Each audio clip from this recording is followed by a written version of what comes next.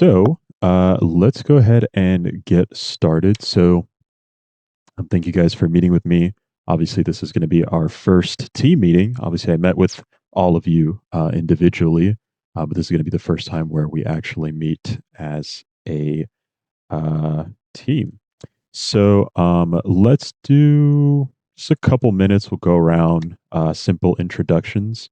Um, I'll start with myself. You guys already know who I am. My name's Eunice. I'm obviously going to be the team captain. Um, I I don't know. I love doing tech. I don't know. I'm always doing like a random project um, all the time. Right now, I'm actually super focused on my senior design project. So that's been going interestingly, designing the back end through Microsoft Azure and stuff. So yeah, pretty interesting work. Um, yeah, if you want to take over, I guess Josh, you can go next if you want to introduce yourself really quickly to everybody. Yeah, of course. My name is Josh. I'm a transfer student. It's my first year at Cal State Long Beach. Um, I'm pretty into the arts. I worked in the film industry for a while. I'm a pretty big film fanatic, I guess. Yeah, I think I watch a lot of movies on my free time. It's like a big hobby of mine. And then I've been in the cybersecurity space for about the past year, and it's been very eventful and very fun for me. Yeah, thank you. Nice, nice, nice. All about learning. Um, sorry, I had something in my throat. Yeah, just because you've been in for a year doesn't mean you have nothing for us to learn. Obviously, from just talking with you, you're very experienced in a wide range of industries, which is I think is a very powerful thing and a powerful experience to have. So thank you for sharing. Rahil, if you want to go next, please, if you don't mind sharing. Yeah, can you listen? Can you hear me? Yeah, yeah. Yes. Okay, so I'm an international student from the India, and I am started my classes in Masters of Science in Computer Science this fall. And I'm a passionate about cybersecurity, mostly in the red teaming stuff, like ethical hacking, you can say. And I love solving that city of challenges and doing all that hacking stuff. And now also I'm exploring the blue teaming side. So let's Nice. hope it's one. Thank you. Cool. Thanks. Thanks. That was quick. Yeah. No, it's okay. I mean, it's fine. I'm just the Yapatron, so just because you said uh you didn't say too much doesn't mean you don't have that much to share. Don't worry. Okay, thank you though. And then Roby, if you want to share last, give your quick Yeah, introduction. so I'm Roby. This is my last semester here at Long Beach, and I'm an information systems student at the College of Business. I've been in the cybersecurity field for like a while. I don't actually have any like professional experience, but I've been doing like quite a few CTFs, Hack the Box, Track Me, Pico, just on the side while I'm in school and stuff. I've got my own like portfolio site at www.robyds.dev, and I list write-ups there whenever content is like allowed to be published, like once machines are retired from like Hack the Box and stuff like that. I see. Solid plug there. Solid plug. Yeah. Shameless plug. Yeah. Okay, cool. Let's see. Quick icebreaker. Coffee or tea, guys? Coffee. Coffee any day. Tea. I can't do coffee. Tea. Dude, I'm tea all the way. Any reasons why? I don't know. For me personally, like, even though I kind of like the smell of coffee, like, I don't really like the taste so much unless it's like has just a bunch of sugar in it. But like, I could drink tea straight. I think same here. Where I like the smell of coffee and everything, but the taste doesn't really do it for me. Also, something about like the caffeine in coffee. Like whenever I drink coffee, I can't sleep for way too long. I think that's the point, kind of. That is true. I was a tea person back in India, but coffee is easier to pick. So since I entered the United States, I'm a coffee person. Ooh, Would you say you would continue being a coffee person? I hope so because the syllabus of the computer science is quite complex. So I might have to pull the all-nighters. That's why copy works. Yeah. No, true. What about you, Obi? Yeah. I like just straight black coffee. Oh, what the hell? Yeah, yeah, bro. Like, No, that's that's why. I love like dark roast Dude, stuff. Oh, I only know one person that likes dark coffee, and they also like dark beer. Dark beer. Ooh, Yeah. Maybe I bet they something to like try. Guinness. Yeah, Guinness, stouts, whatever. I don't know. Yeah. I don't drink alcohol, so I don't know like what you call all those. Okay, cool. Um, so hopefully we can obviously get to know each other a little bit more throughout our several meetings and stuff like that. But let's get right into business. So obviously, hopefully you guys can see on my screen here on the left side, I have the meeting notes. The reason why I have the Discord on the right side is because I'm recording the entirety of my right screen here. So it's just easier in that kind of way. So, very quick scroll through here. This is hopefully everything that we're going to go through today. Um, so let's see how that goes. A lot of it is, at least in the beginning, is going to be detailed towards our surrounding NCL. So it's probably some stuff that we already talked about in our one-on-ones, or if you've done any research on your own about NCL, you would learn it. But I went through all the rules, all the stipulations, and whatnot, and I've collected everything that's worth to know. Okay, so let me see. So starting off, obviously, with NCL, there's going to be basically four main phases. So there's the gymnasium phase. That one is basically going throughout NCL. So since the season started, all the way up until the season ends, when everything kind of gets distributed out. So obviously, the gymnasium is open right now. We're going to look at some practice problems from the gymnasium, which I actually only through like deep digging, I found out that you could access all those problems for free. So, anyways, yeah. So basically, the gymnasium just has a bunch of challenges that they put aside specifically to practice to get an idea of what kind of questions to expect, what kind of topics are covered, et cetera, et cetera. Hopefully, we're going to use them after the competition, but we're definitely going to use it before the competition.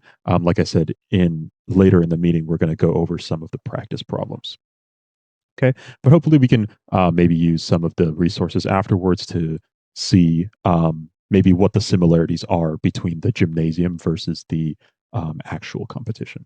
Okay, after the gymnasium is going to be the practice game. So that's actually happening next week. So the practice game is a week long event. So it goes from Monday all the way until Sunday, I believe, the 19th. Yes. So from Monday to Sunday, um, it's basically a way to see what the competition is all about without really any stakes.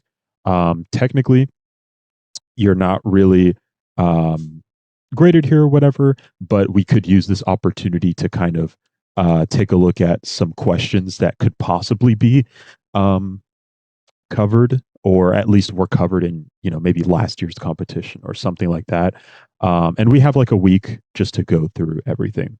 So hopefully we'll take a look at that. Obviously, with the practice game, there's no guides. So unlike the gymnasium, which has fully written guides of how to complete everything, the practice games do not. So you kind of have to figure them out on your own.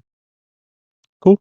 And then after that, it's going to be the individual game. So that's going to happen, I believe, 2 weeks after that. No, the week after. So the 19th is the Sunday, and then the 24th is the Friday.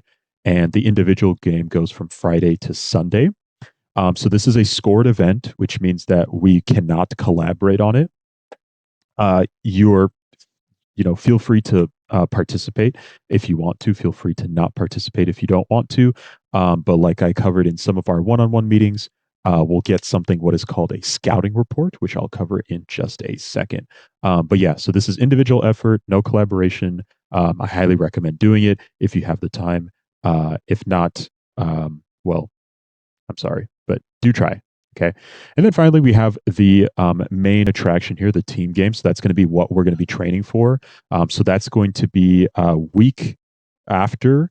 So, um, so the 26th, and then the week after. So the Friday after, not the 31st, but the 7th is when the team game actually happens. So between the end of the individual game and the team game, we have one kind of week to prepare with the knowledge of the individual game, stuff like that. So obviously, team effort. This is our main event. I say it's almost mandatory to participate in the sense that, if, an emergency came up and you can't go, that's completely fine. But just do try your best to participate. Okay, cool. So obviously, just review there. Now on to scoring. Okay, so the practice, individual, and team phases have their own independent. I spelled independent there wrong. Leaderboards and rankings. That's how you know I did not use AI to write this. This is all fucking handwritten. Anyways, so yeah. So basically the goal is obviously to achieve the best rank. And the best rank just means the lowest number. So if we're first, that means we did better than somebody who's second. Okay. Just wanted to make sure that's clear. Um, how are we scored? So there's basically three different categories. So there's points, there's accuracy, and there's time. Okay.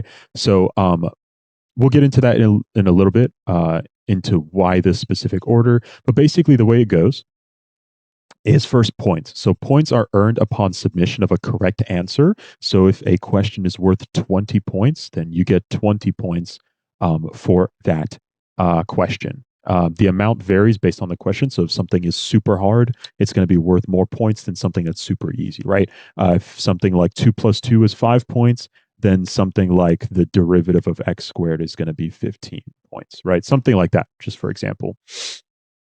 So pretty simple, very direct scaling between submitting the correct answer and getting getting all the points.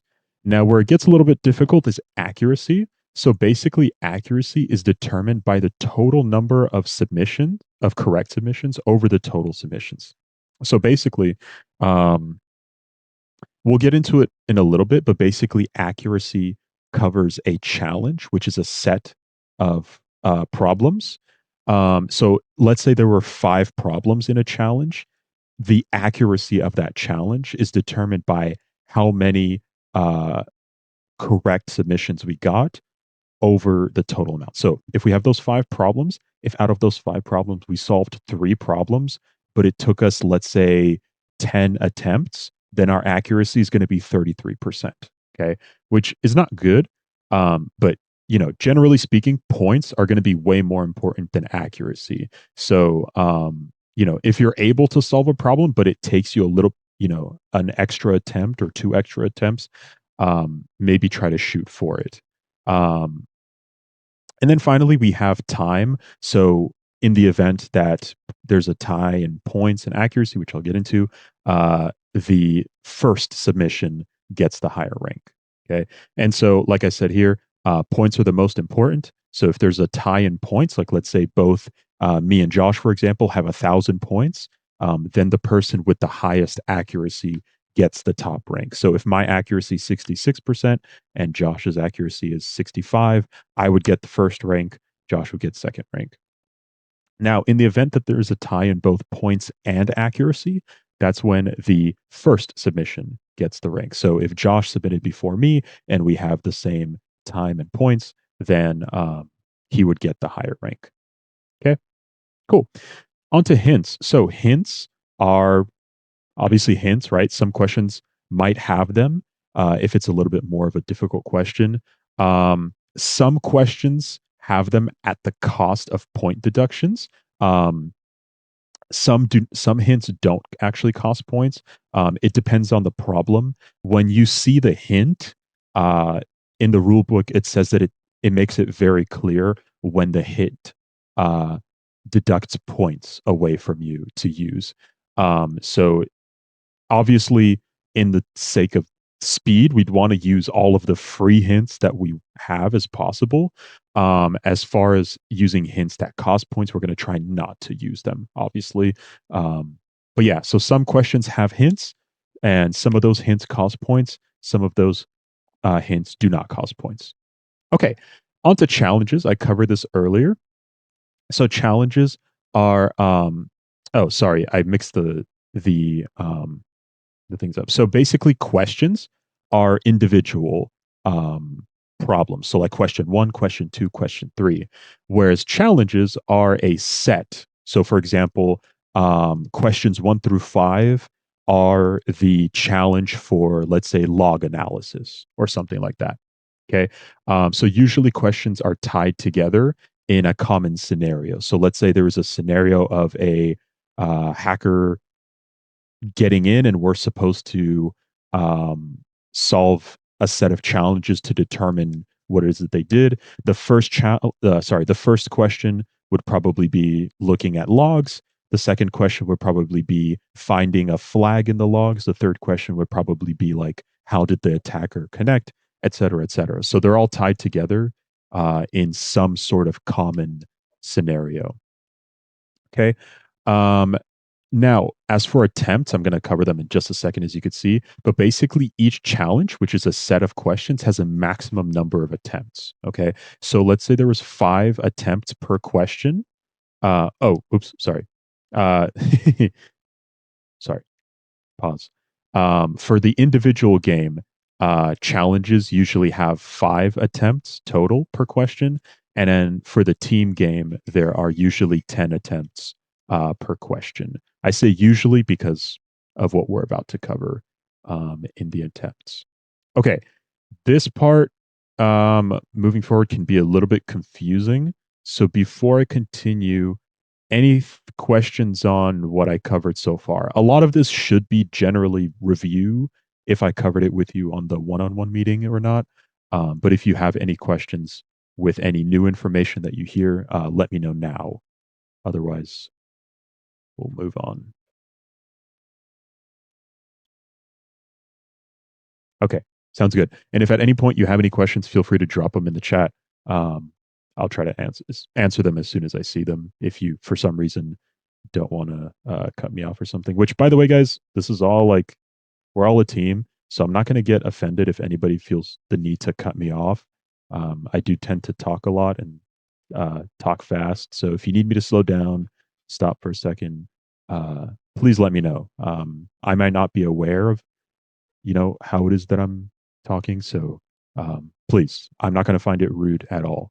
Okay, keep me accountable.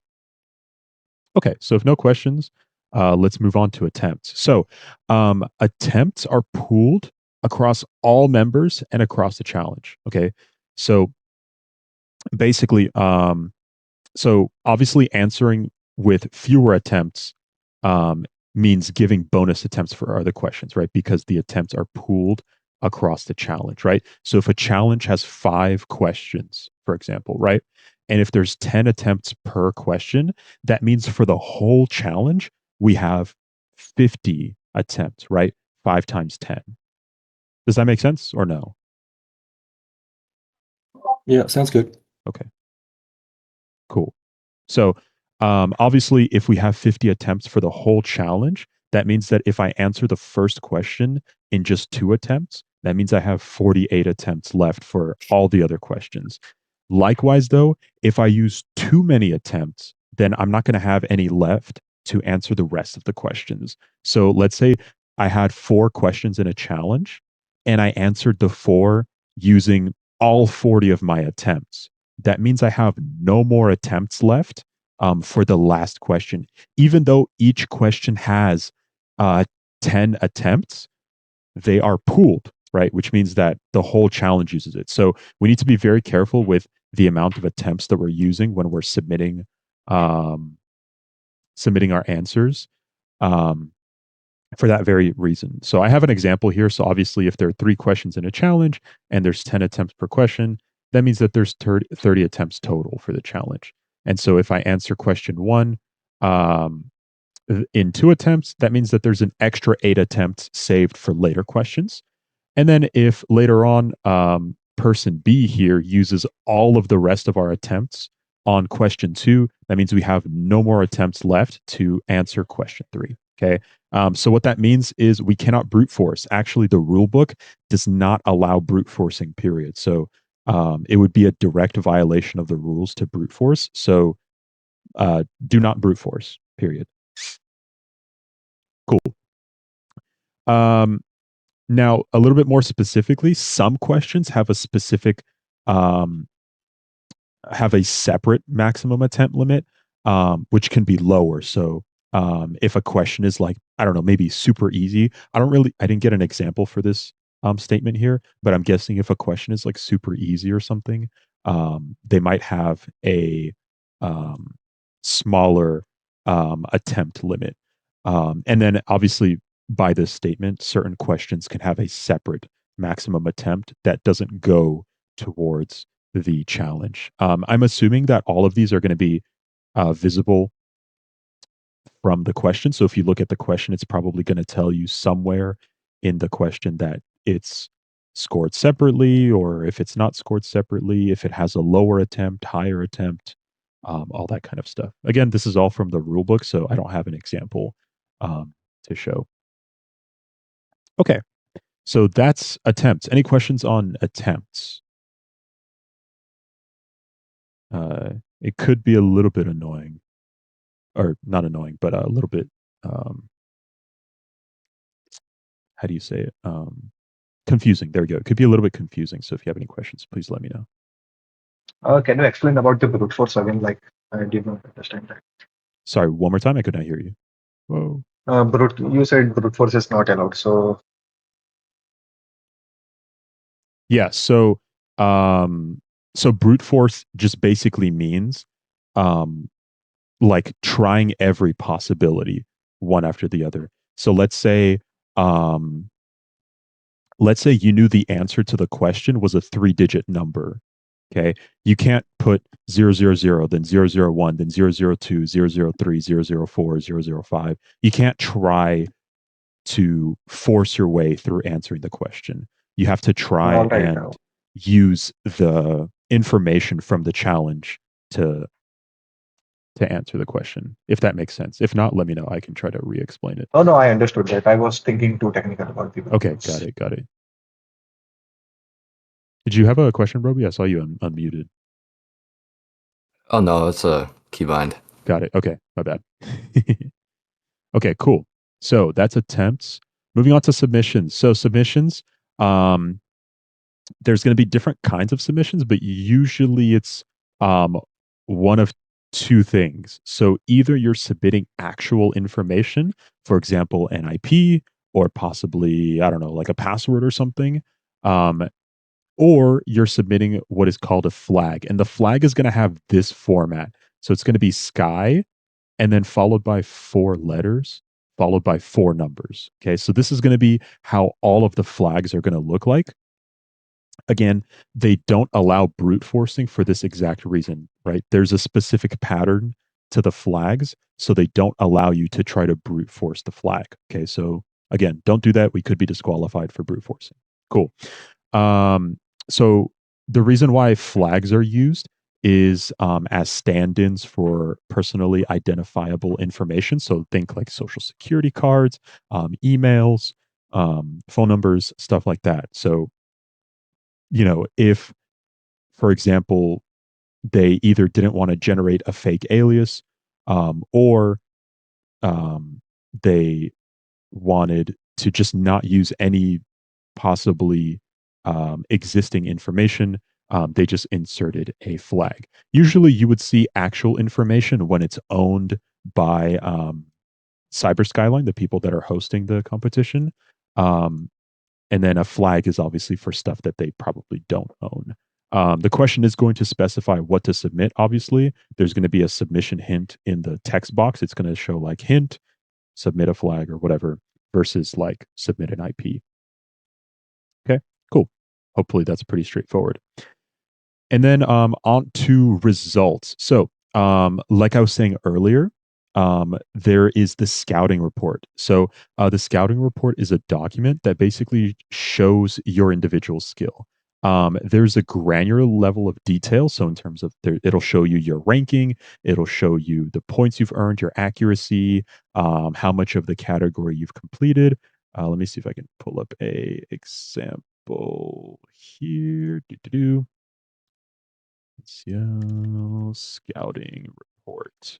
And you could look this up yourself. Obviously, it's going to be on the NCL website. But let me see here.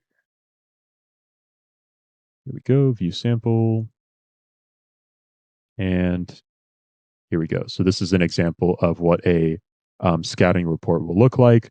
It's going to show you your individual, your overall ranking and stuff like that. So you could probably just put this directly on like your LinkedIn or resume. It'll show you a general overview and stuff like that. Obviously, it'll have your identifiable information at the top.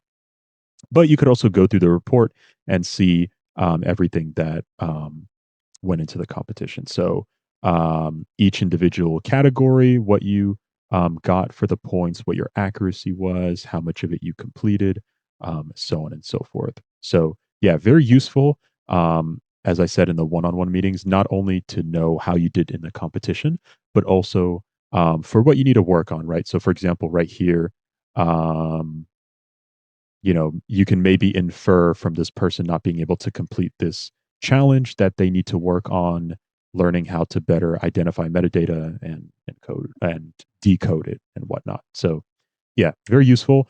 But like I said, the only way you're able to get this report is if you participate in the individual game. Okay, so like I said, highly recommended not only for getting experience before the team game, but also for getting this scouting report. It'll be directly relevant for you to participate in the individual game. Um, cool. Any questions on the scouting report? Sounds good.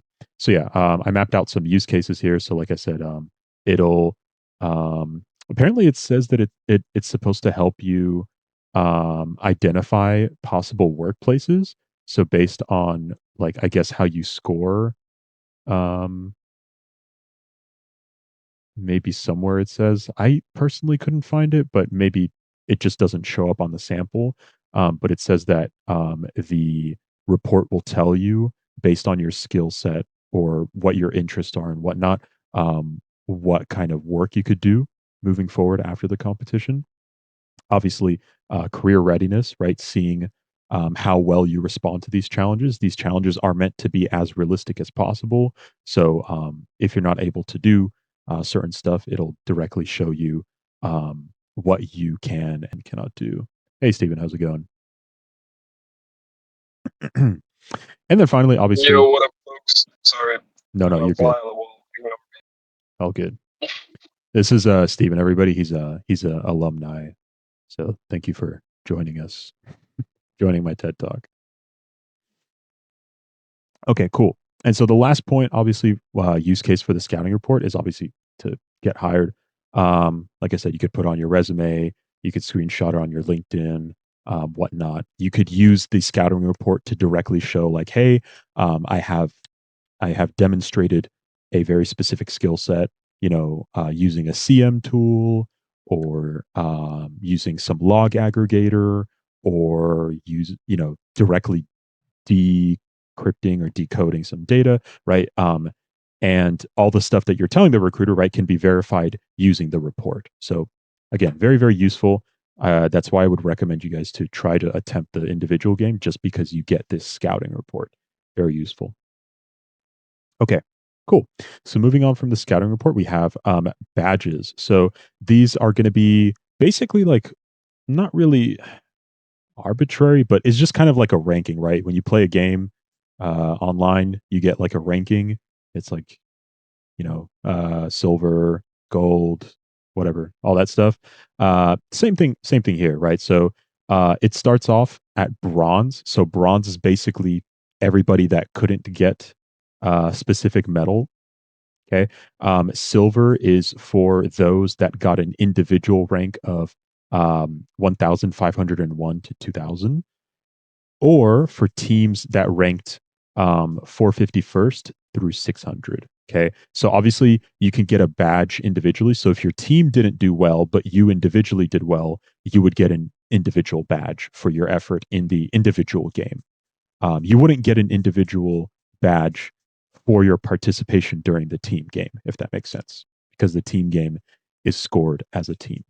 Okay. And then I could go through all of these, but I'm sure you guys can read it. Obviously, Diamond is the best, first through 500 for the individual, 1 through 150. Obviously, we're probably not going to hit there, but if we do, that's going to be pretty good for all of us.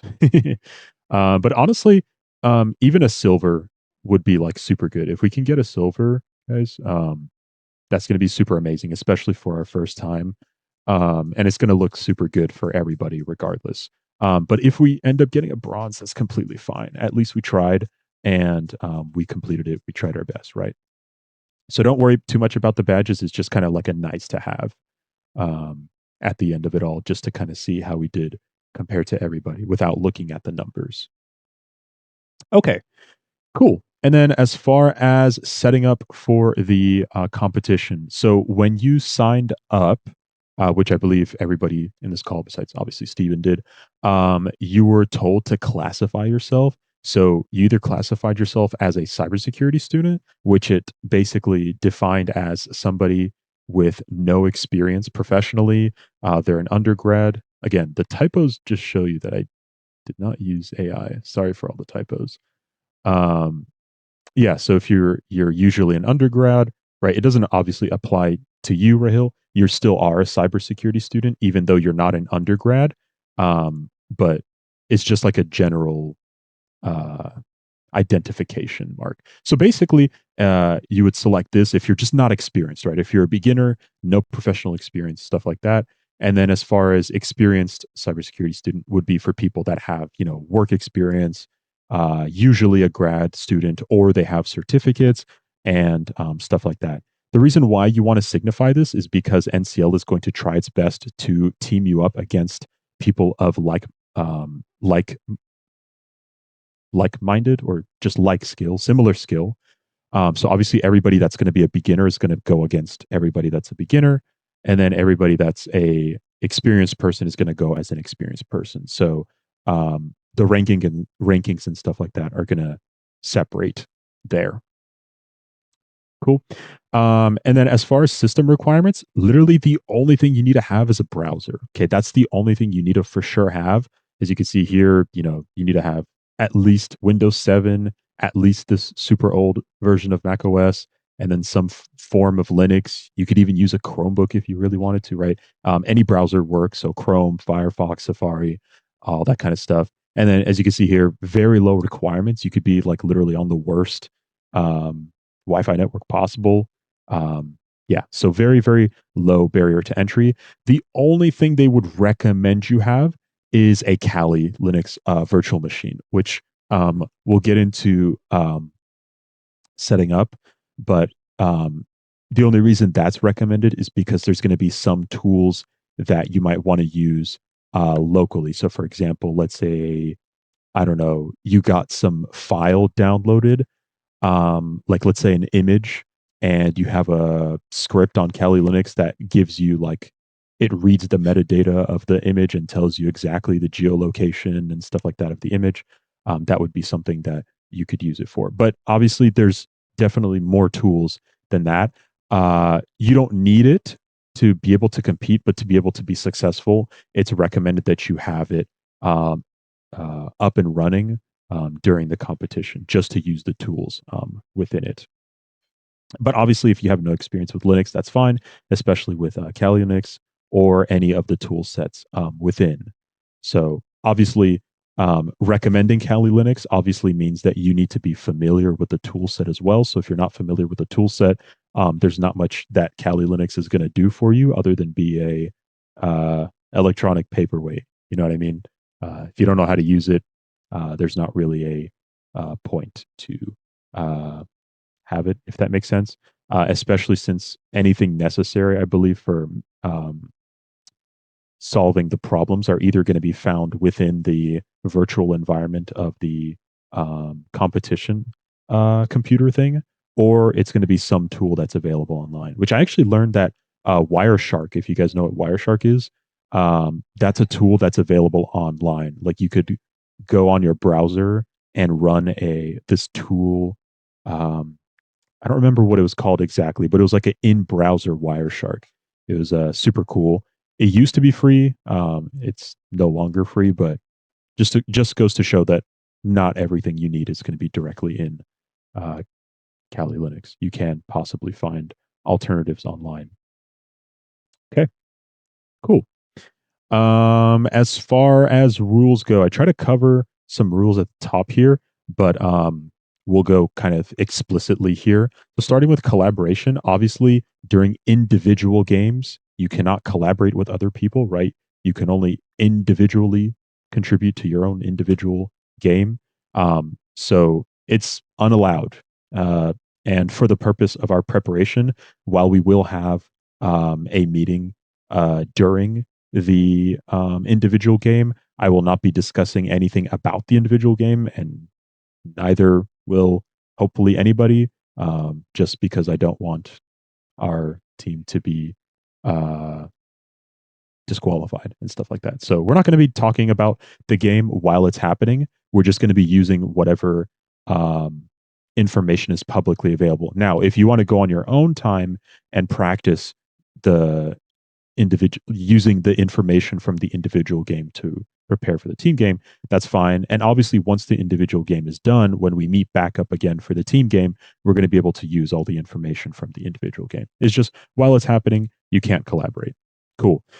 This doesn't apply, but if we had a faculty coach, which would have been Jack Loney, um, he can only help us during the gymnasium and practice games. Once the actual competition started, coaches cannot help.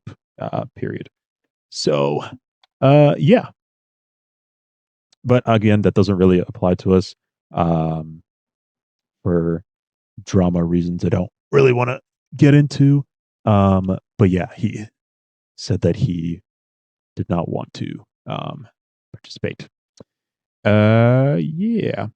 And then moving on, so obviously collaboration is allowed with your team during the team game, but the only people you're allowed to collaborate is those that are registered on your team on the website.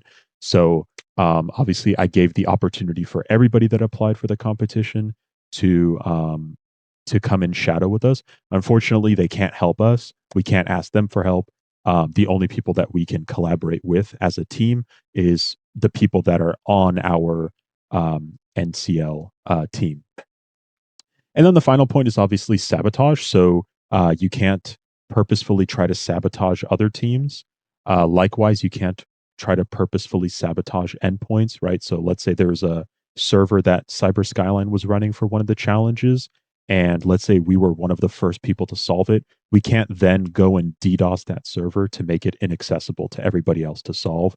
That would be obviously uh, probably against the terms of use and therefore illegal, but also it's not allowed in the competition. Cool, cool. Okay. Now, as far as AI is allowed. It, technically, you can't collaborate with anybody, but AI isn't a person, so you can collaborate with AI if you really wanted to. But obviously, since this is a learning experience, it's recommended not to use AI or frankly to abuse it, because then you're not really learning, you're just kind of letting the AI do everything for you.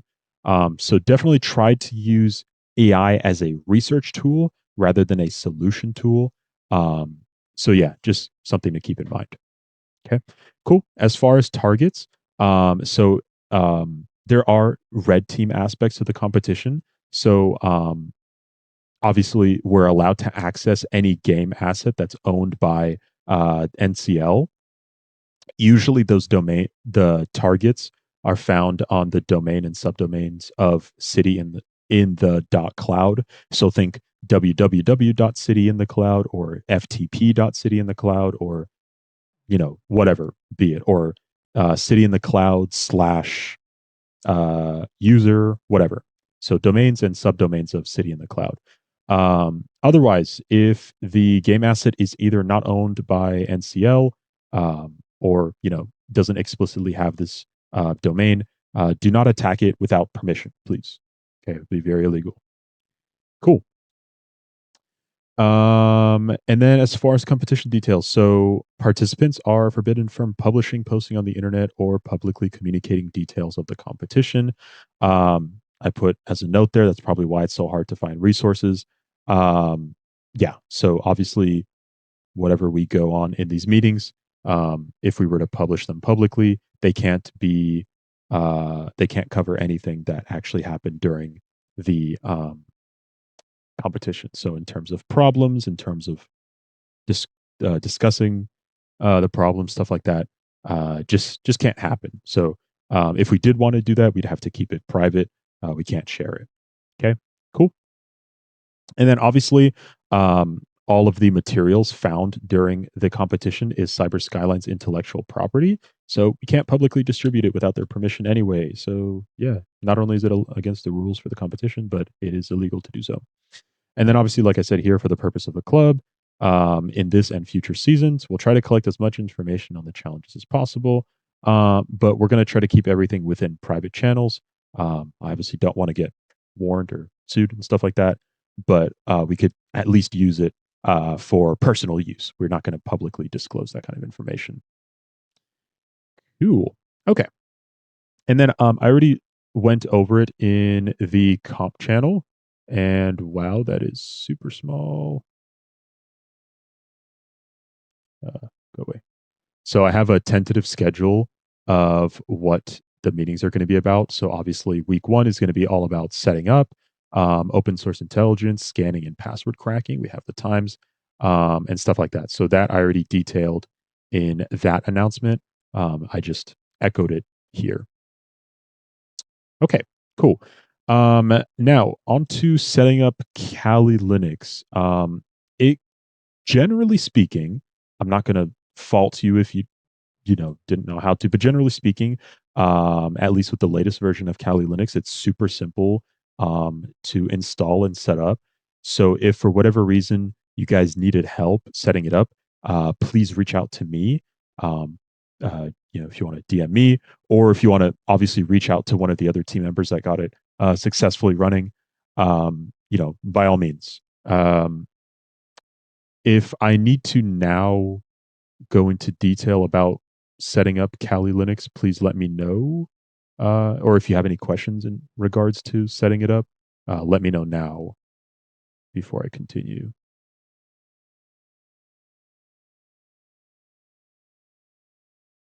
Okay, cool. So I'm going to assume that you guys can probably set it up yourselves.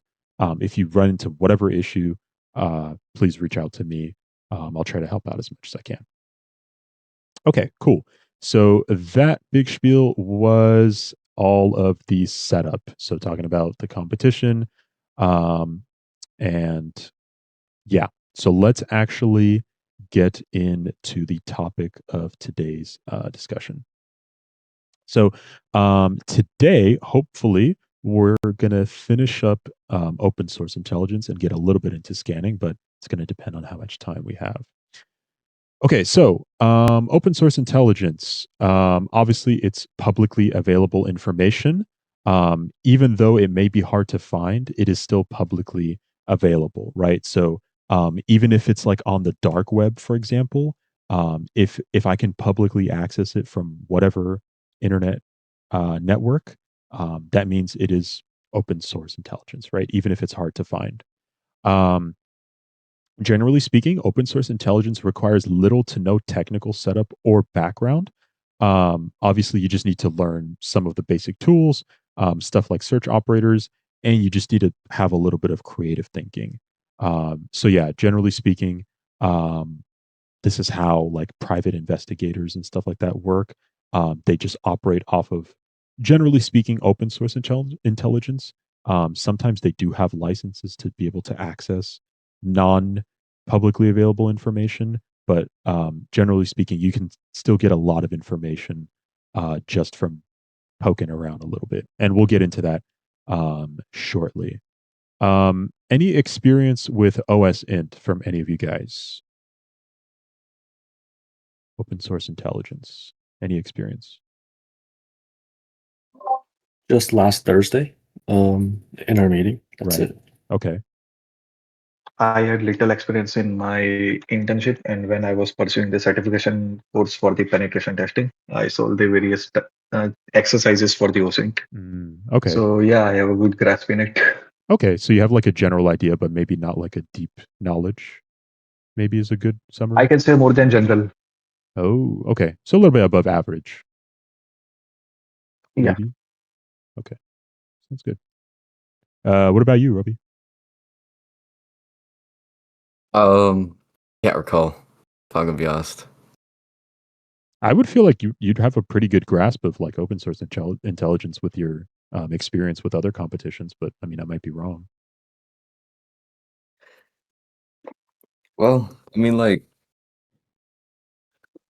what was it, Google dorking or something? That Yeah. concept? Mm-hmm. Yeah, I did a little bit of that like a while back, but Mm. like Okay. I'm gonna have to like retouch on some Yeah. concepts. Yeah. And you know that just goes to show, even if you're the most experienced, something really quote unquote basic like open source intelligence could be something that you could lack a skill set in, right? And I feel like that's a very fundamental part of not only this competition but in terms of cybersecurity career, right? It's a very important skill set to have. Okay, cool.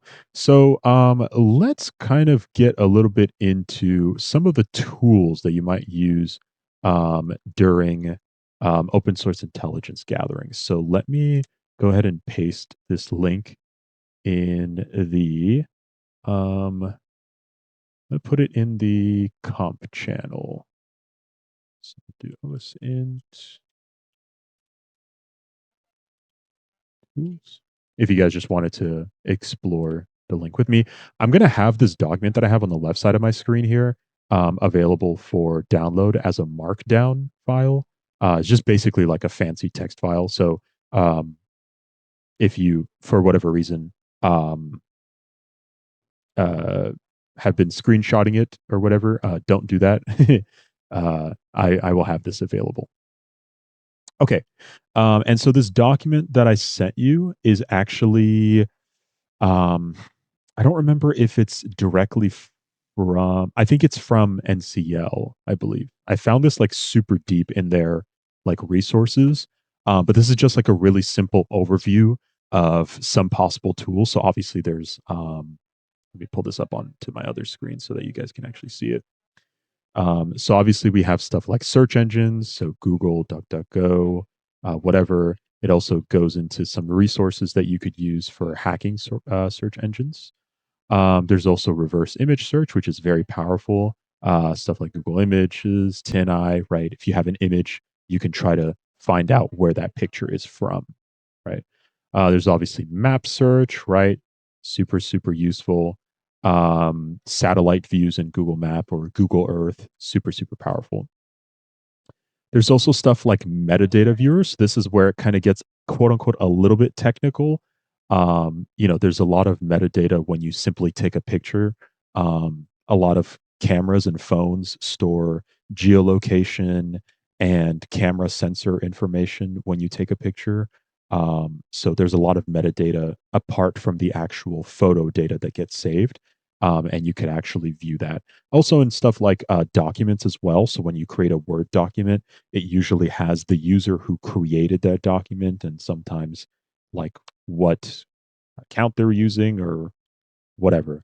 And there's a lot of different tools for viewing metadata, some of which are here, but there's plenty of other tools which we're going to get into on my notes. Obviously, there's Whois and DNS queries and so on and so forth. Feel free to use this as like a simple overview of what kind of tools there are to use. But what I'm going to do is I'm going to actually get into a little bit more detail. Okay, so the first kind of set of tools is what's called search slash tool collection. So this is kind of like the general. So obviously we have stuff like Google, DuckDuckGo, like we covered earlier.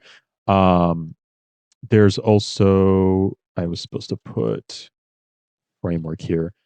There's something called the OSINT framework, which if you look it up, OSINT framework is basically just a set of tools that makes open source intelligence easy to do, right? So you can look up usernames, emails, IP addresses. You could look up people on their social networks and whatnot. You can look up digital currencies. Super, super useful tool set here. And then we have a Spiderfoot. So if I pull this up here, this is a OSINT tool. Basically, it's a tool script kind of that basically lets you perform automated open source intelligence. So this is something that you would run locally. Um, I believe Kali Linux comes with Spiderfoot installed, so you could just run it. But I'm not sure. You might need. Yes, Kali Linux has the spider foot installed by default. Okay, nice. That's good to know. Thank you for that. Yeah, yeah. So it does have this. In addition to a lot of the other tools that we're going to cover. So, like I said, it allows for automated um, open source intelligence. So, obviously, you can go into the GitHub repository to see everything that's kind of possible. But yeah, everything that you could do manually, pretty much, Spiderfoot can kind of do automatically. So, you just feed it a little bit of information that you already know, and it can kind of help you along there. Cool. And then so that is that. Let me close this. Cool. We already went over open source intelligence framework. Then we have another search engine, Amia.fi. There's plenty of other search engines like it, but this is a deep slash dark web slash Tor network search engine. Um, Basically lets you search and query darknet um, websites. So, like I said, even if it's on the dark web, it still is publicly available, even if you can't normally access it, right? If you need to download the Tor browser to access it.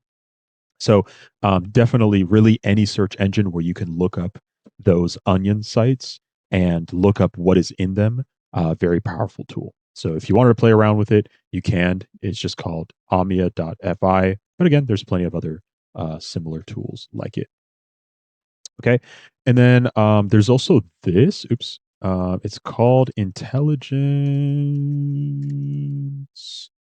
X. So this is another kind of search engine.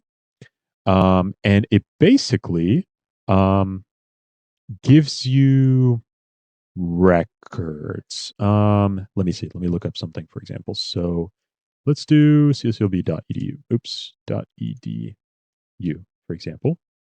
See if there's anything. Okay, cool. And so we have some documents here available for who knows what kind of reasons. Let me see here. LinkedIn. So maybe this is like a text document for getting LinkedIn accounts and whatever. And yeah, so this is like a resource to look up possibly like data leaks. And stuff like that. So this is obviously again something that you can't normally use like Google for, but again, it still is publicly available information. So yeah, right here, 9 million U.S. business leads database, all states, CSV, blah blah blah. So again, could be used for a variety of purposes. Cool. And then oops. And then finally, we have Internet Archive, right? Sometimes sites go down or they change their content. It's important to keep track of those kinds of changes. And sometimes you need to look back at what a site used to have to be able to decipher some sort of information, right? Let's say company, did something, said something wrong in their contract or whatever, and then instead of being honorable about it, they went and just changed their contract on their website. You wouldn't really know if you're not working in the company unless the thing was archived. So the Internet Archive is a very powerful tool. A lot of contributors to it that just lend their computers and stuff like that to constantly look at different sites and archive them as best as they can. So yeah, again, another open source intelligence tool. Okay, cool. So like I said, this is just the general search slash tool collection category. Moving on, this is a subset of search. So this is specifically um, um, people searching. So if you need to look up a specific person or a specific identity, you would use these different tools. So one that I personally know about is this one, True People Search. Um, it's a website that aggregates um, public records and creates identities of people based on those publicly aggregated records, and it's completely free. So I would definitely try using True People Search and just looking up your phone number or your email or even just your name, seeing what kind of information pops up on there. Kind of scary what people can do with just a simple thing like knowing your name or just knowing your phone number, right? They could learn like where you live, for example. And then there's other obviously other apps and websites like what's my name.app. That's another one. There's this other website called ID Crawl where you can look through a person's different possible social networks accounts, right? Based on like if they have a similar username. But there's also installable tools. So, for example, Sherlock, if I pull up that. So Sherlock is a tool that allows you to look up different accounts on different websites and stuff like that. Um, Obviously, it can get a little bit more complicated than that, but just yeah, basically a search engine tool. And then there's Olehi, I believe. Um,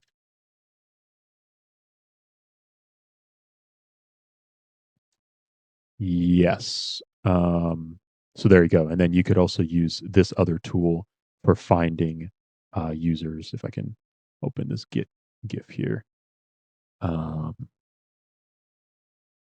just kind of a showcase of what the tool does. So yeah, you could see that from just that simple test at gmail.com, you could see what kind of accounts exist.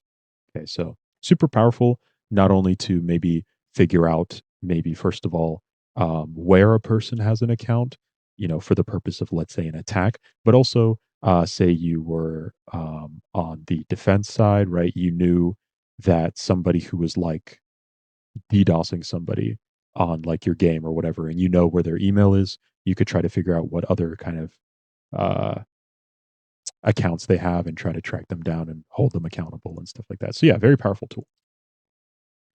Holy he. And obviously there's a bunch of other examples, but this is just like a simple summary.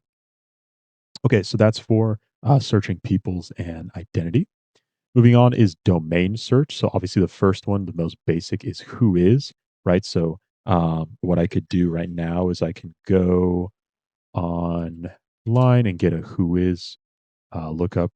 You could run a command on Linux, for example, but let's say if I want to just look up csulb.edu, I can look up who is the registrant of csulb.edu. And you can see in this case, it's California State University, Long Beach. Address, you could see who to contact in the case of uh, whatever issues. You could see other name servers and stuff like that. But we could also look up, let's say, my domain here, unus.io. You could see that obviously I optioned out for the information to be redacted and stuff like that. But you could possibly learn some useful information from a simple who is if they didn't opt for this kind of option. And then we have tools like Shodan and Census. Those are more in-depth tools. So if I look up Shodan, okay. Um, oh, I think it's a website actually. I'm stupid. There we go, Shodan. So this is a search engine for every interconnected device, internet connected device. So I believe if I just hit search, it'll kind of give me, or maybe explore search. Let me see. Forgot how to get to that.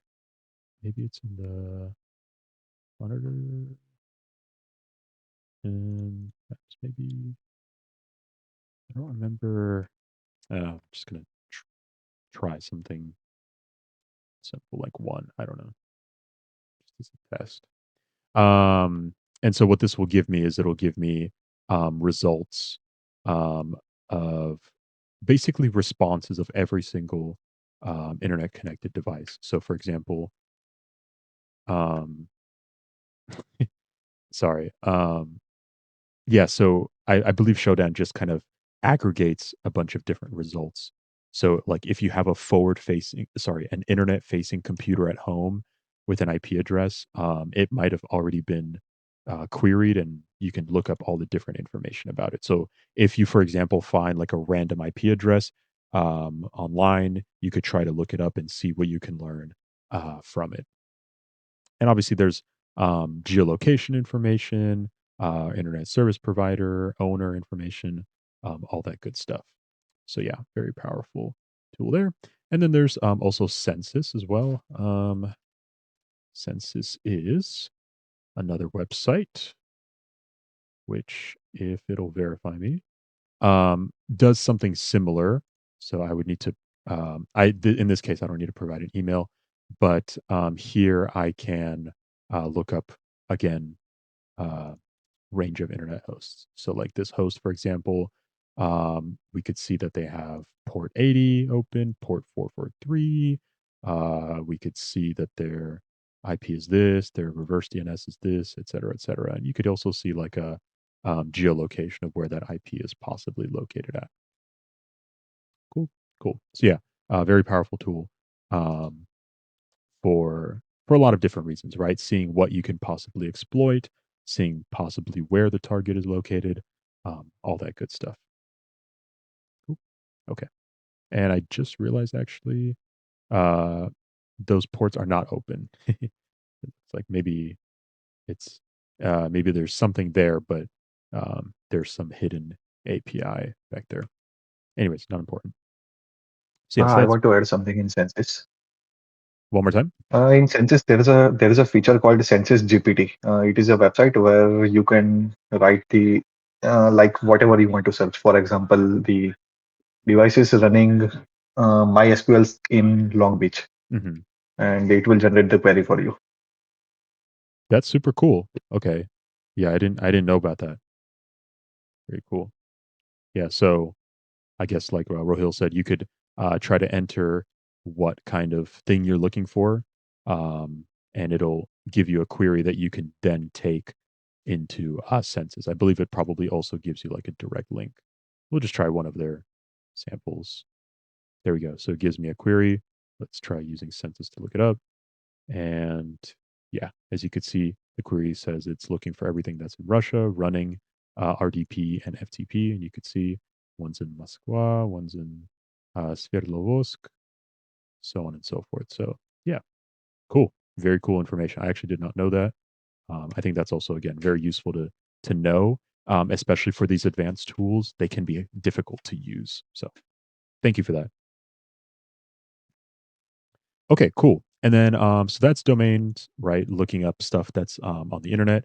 Additionally, we also have metadata tools. So stuff like EXIF tool, metadata to go, pick to map.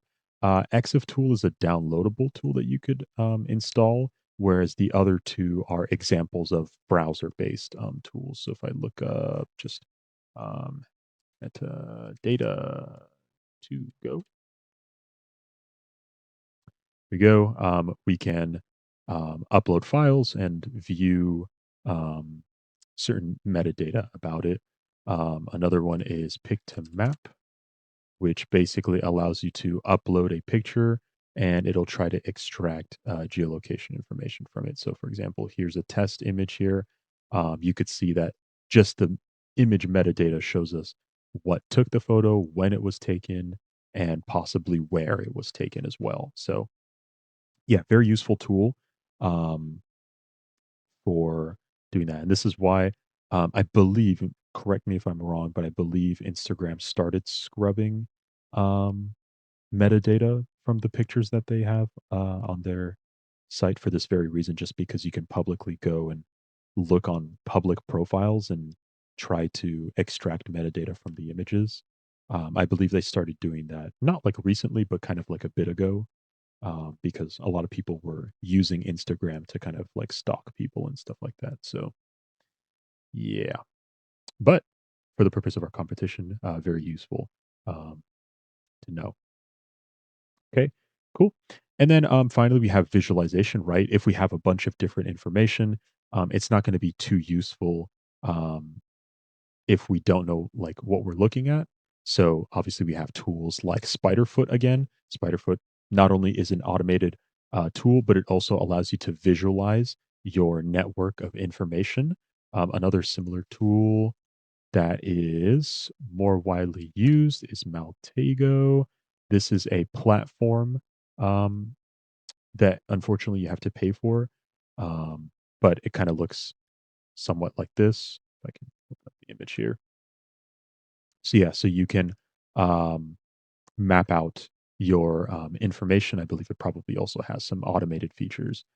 I actually didn't realize what this tool was. But one of the my favorite YouTubers, his name is Jim Browning. He does like scammer videos where he tracks down uh, like scammers and where they are and mapping out like an entire network, an entire business. Apparently, he uses Maltego because a lot of these icons look very similar. So obviously, business professionals use this tool. So yeah, pretty cool. Obviously very applicable. And then finally, we have tools like Miro and Draw.io. Obviously, if we don't have the resources to be able to pay for something like Maltego, then we'd have to probably draw out our graph manually. So those are just websites that are what are called whiteboarding websites. So they basically just let you put in shapes, make drawings, enter text, and stuff like that. And obviously, it's not sophisticated, and it probably takes a lot of time to map out a very dense information field, but it's still something that you could use if you don't have access to more enterprise tools like Maltego. Okay, so as far as tools go, kind of any questions or comments? Thank you guys for chiming in with the tools and stuff like that. It's always good to know more and more. But if you have any questions on these, please let me know. Even if it's like not a technical, like if it's something. Couple tools. Oh, sorry, you did mention Shodan, but yeah, Shodan's a pretty good one. Uh-huh. Just for knowing just networks and what's out there. Yeah. Kind of along the same lines as Shodan would actually be like I don't know if you mentioned it, but there's also Wiggle, Wiggle Wi-Fi, and Wiggle is kind of interesting How do because you it's spell that? what's called a Wigle.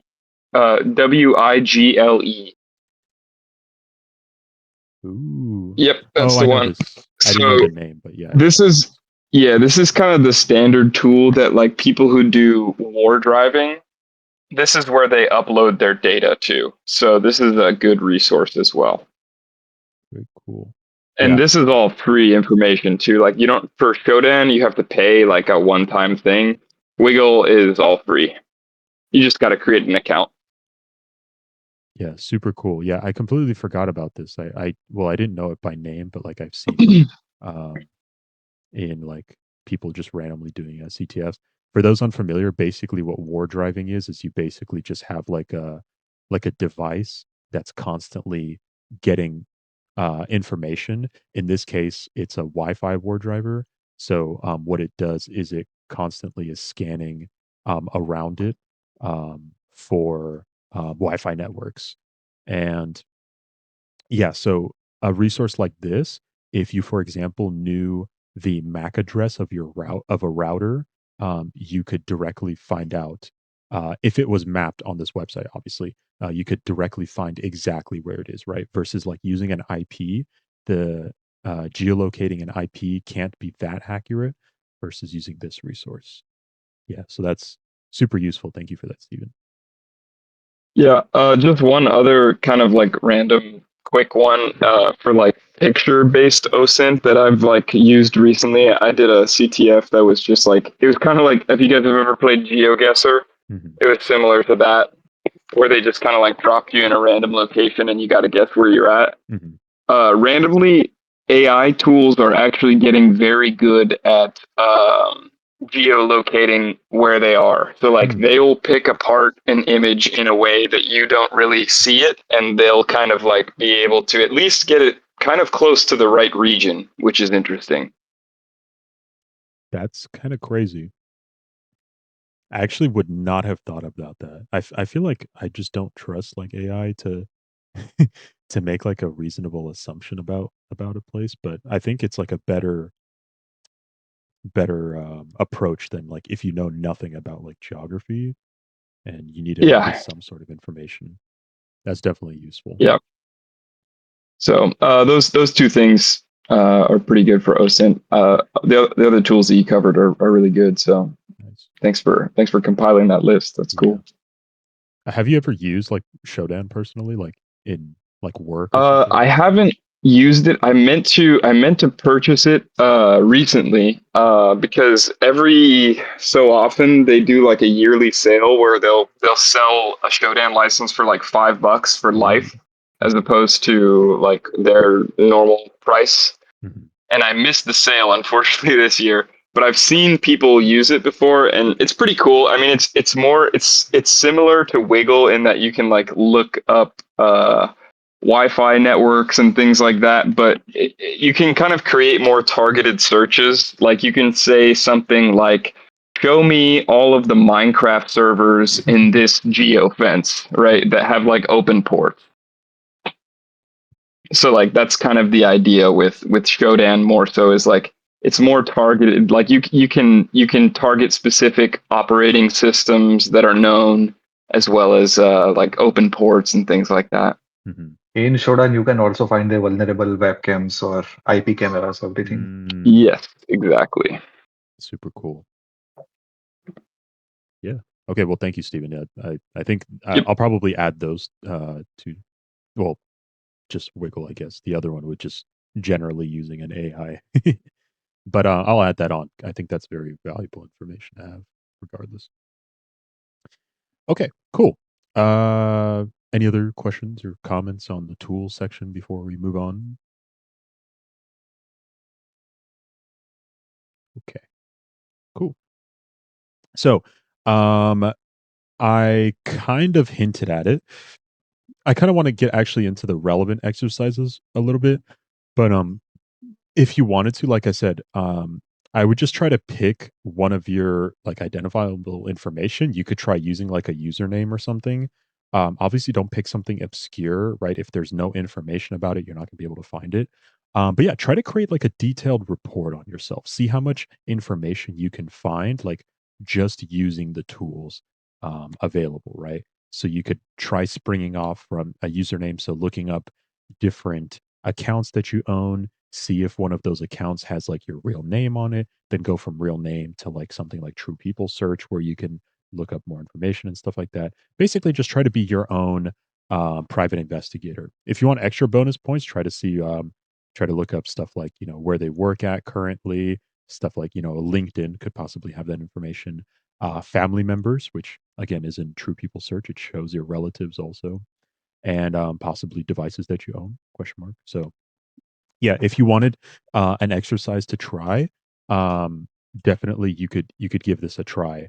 And again, it's a very marketable skill. So having just this kind of report on yourself just could kind of, if you at least also do a write up on how you did it, could be useful to show like for employers. And if you're like in an interview and you need like a talking point, this could be something really cool that you could talk about. So yeah, otherwise, though, let's kind of get into the relevant exercises here. So, first and foremost, I'm going to go ahead and drop a link in the competition chat. I'm going to ask you guys to try and solve this problem individually. I'm going to give just like maybe a couple minutes. We'll just try to solve it as much as you can. I don't want to spend too much time on each individual problem. And then, yeah, so I'm going to drop it in the chat. So this is going to be the image. If you could go ahead and answer these questions about um, this image. So, when was it made? What's the image size? What is the make of the camera that took the picture? What's the model? What was the exposure time? And then finally, where was the picture taken in terms of longitude and latitude? Okay. So, yeah, you could please give it a try now. Um, just as an exercise. And this is from the gymnasium. So if you looked at the gymnasium at all, this is one of the questions on there. But again, I did not find it using the gymnasium. I actually had to like dig super deep into the resources that NCL had. And so all the questions that I have on here are publicly available. So yeah, so feel free to give it a try. I'll give it like a couple minutes and then we'll kind of walk through how to do it together.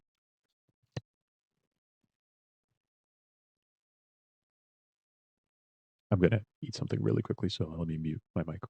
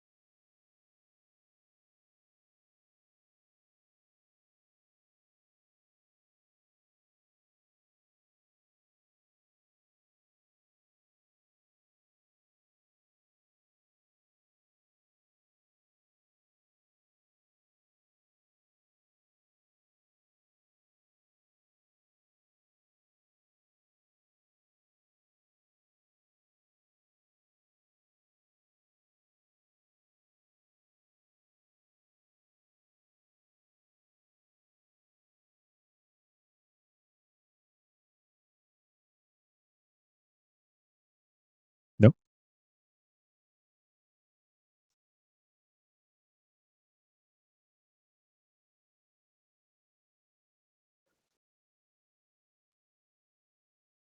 Hold on.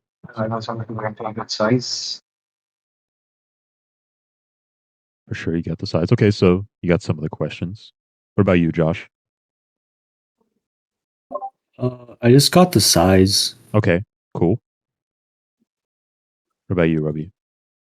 I got the size. I'm running exif tool right now. Or like trying to reinstall it. Okay, for sure. Okay, let's run it together. So, cool thing is actually we don't even need to download EXIF tool. One of the tools that I actually covered to do this kind of thing would be Pictomap. So this is something that's basically just a website. You can go right on there and download it. So I'm going to go ahead and download this image. I cannot save it. Why? Save image. Okay, I can't save it. Let me try. My bad. Did not mean to do that. Let me just try going browser. Can I just do this? Nice. Okay. Then don't mind this. Where is it? There we go.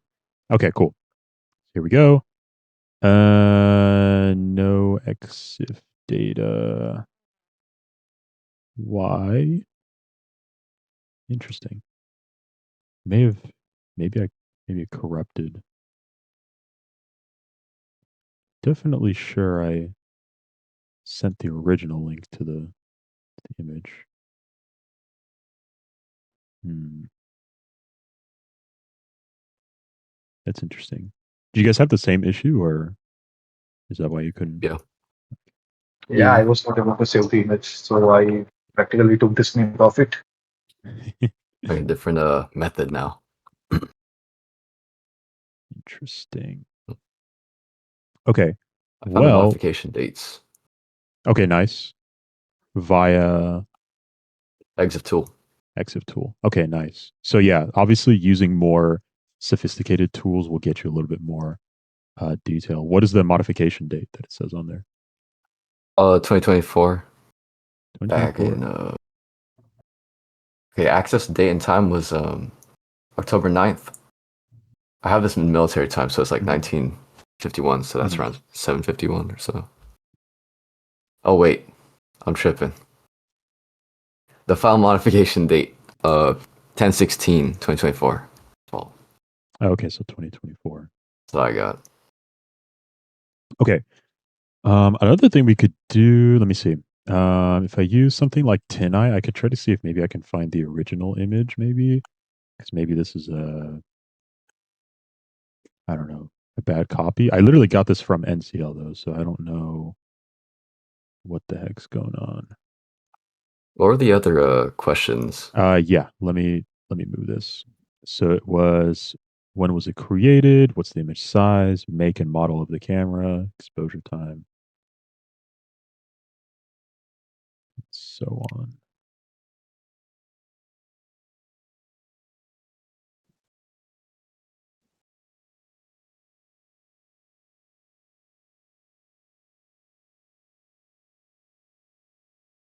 Let me see. Oh, my fault.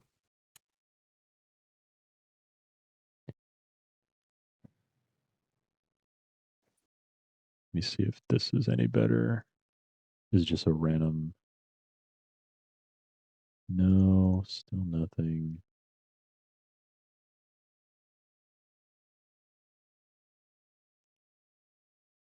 I try one more time here really quickly and then anything. But generally speaking, that's generally how you would solve that. It's just kind of one tool away. Super simple to do, but obviously not in this case. No EXIF data. Still, I found a higher quality version of the image using a TinEye, but still nothing. Try this one.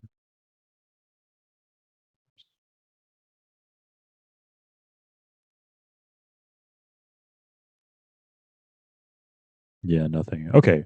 Maybe just the file is broken or whatever. But hopefully you guys can see the general idea, right? Cool. Okay. Yeah. Sounds good. Yeah, that's pretty much how it would go though. It's just as simple as getting the image and just going to using either EXIF tool, right, which could get you stuff like the more sensitive data. But due to the difficulty of this problem being super easy, oh, another detail I have, these relevant exercises that I have them in order in difficulty. So the further down you go in the same category, the harder they get. So this is like a super easy, this would be an easy difficulty problem, something that doesn't take that long to solve. Obviously, generally speaking, we should be able to just solve it with like Pictomap, right? It'll tell you if I go to like one of the samples, it'll tell you right when it was taken.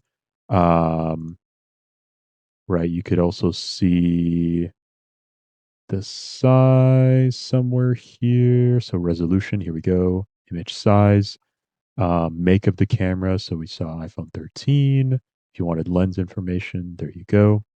Model of the camera, obviously. Oh, sorry. Make is Apple. Model is iPhone 13.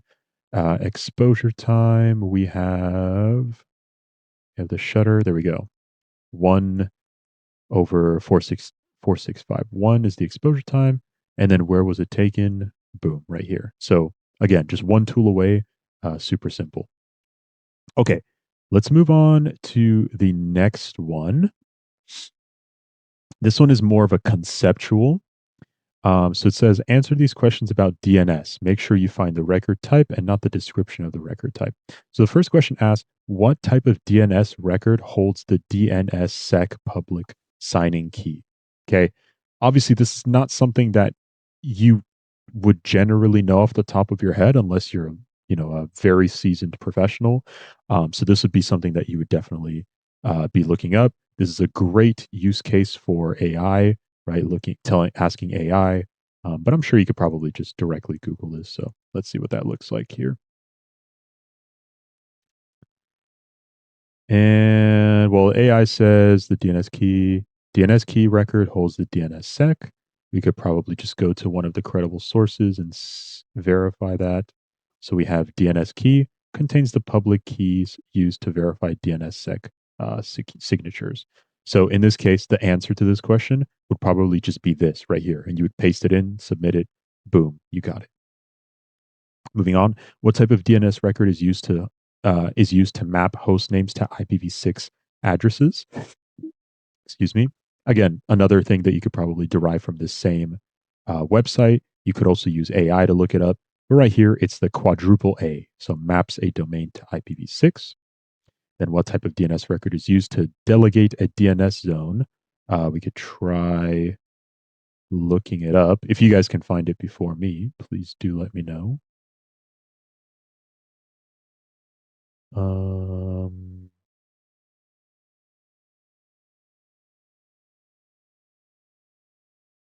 Let me see.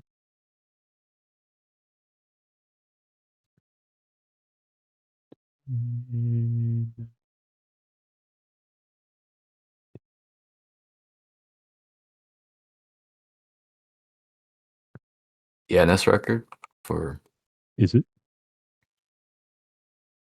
Yeah, DNS record used to delegate a DNS zone. The third name server. name server, is that what it is? It's at the top. Oh, is it? You see it? Yeah. Oh, NS right here. Specifies the authoritative name server for a domain. Yeah, for sure. Cool. I think the wording is probably a little bit different. So Different. yeah. Yeah. But it means the same thing, right? Yeah. Okay, for sure.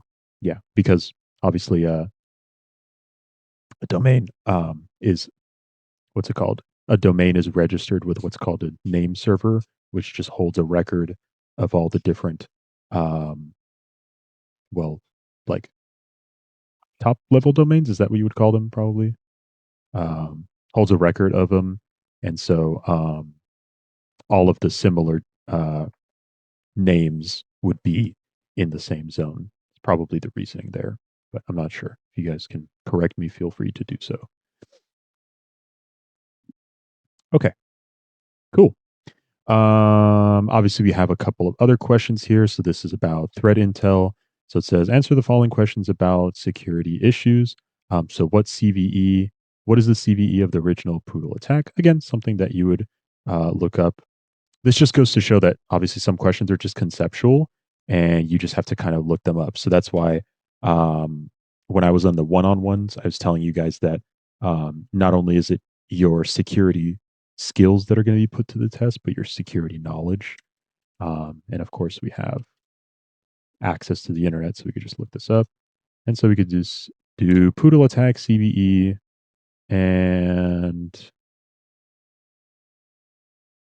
here it says 2014 3566, aka the Poodle issue right here. So cool. Boom, right there. And cool. Simple there. What version of VSFTPD contained the smiley face backdoor? So we can just look up smiley face backdoor VSFPD version. And we get version 2.3.4 from the AI. But again, we don't want to directly use the AI answers. So we're going to look at a possibly more credible source here. And it looks like version.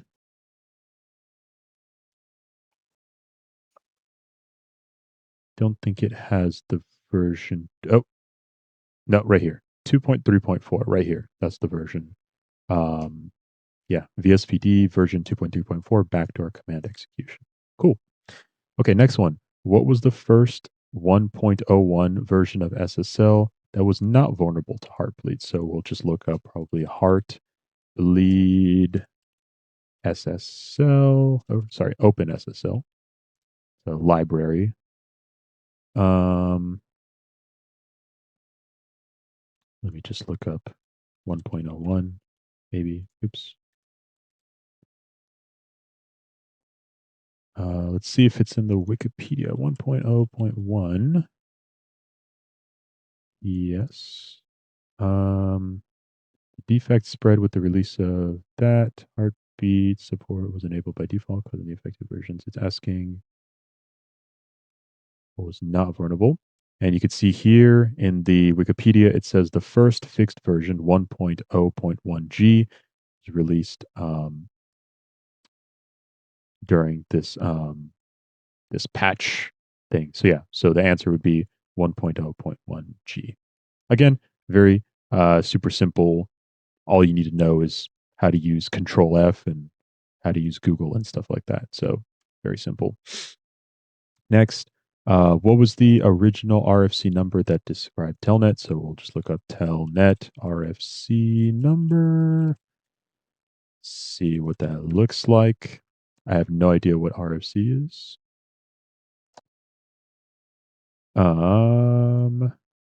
The radio. What is?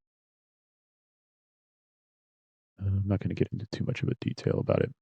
It's probably some. Oh, there we go. Request for comment from the internet standard. Cool. Okay. So yeah. So this is probably like a standard proposition or something like that. Or no, protocol specification. It's right there in bold. I'm stupid. Yeah. So this would be RFC 854 for Telnet. So this is the original specification of what Telnet is and how it should operate. Nice. Okay. Next question is how large was the SQL Slammer worm? SQL Slammer worm size. Sorry for the double I.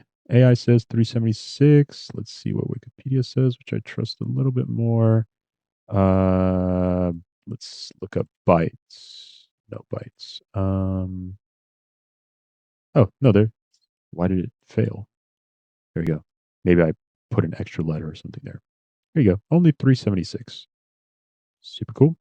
And then we have this final ominous question. Sammy is my. Let's just look that up. And it's the Sammy worm, apparently.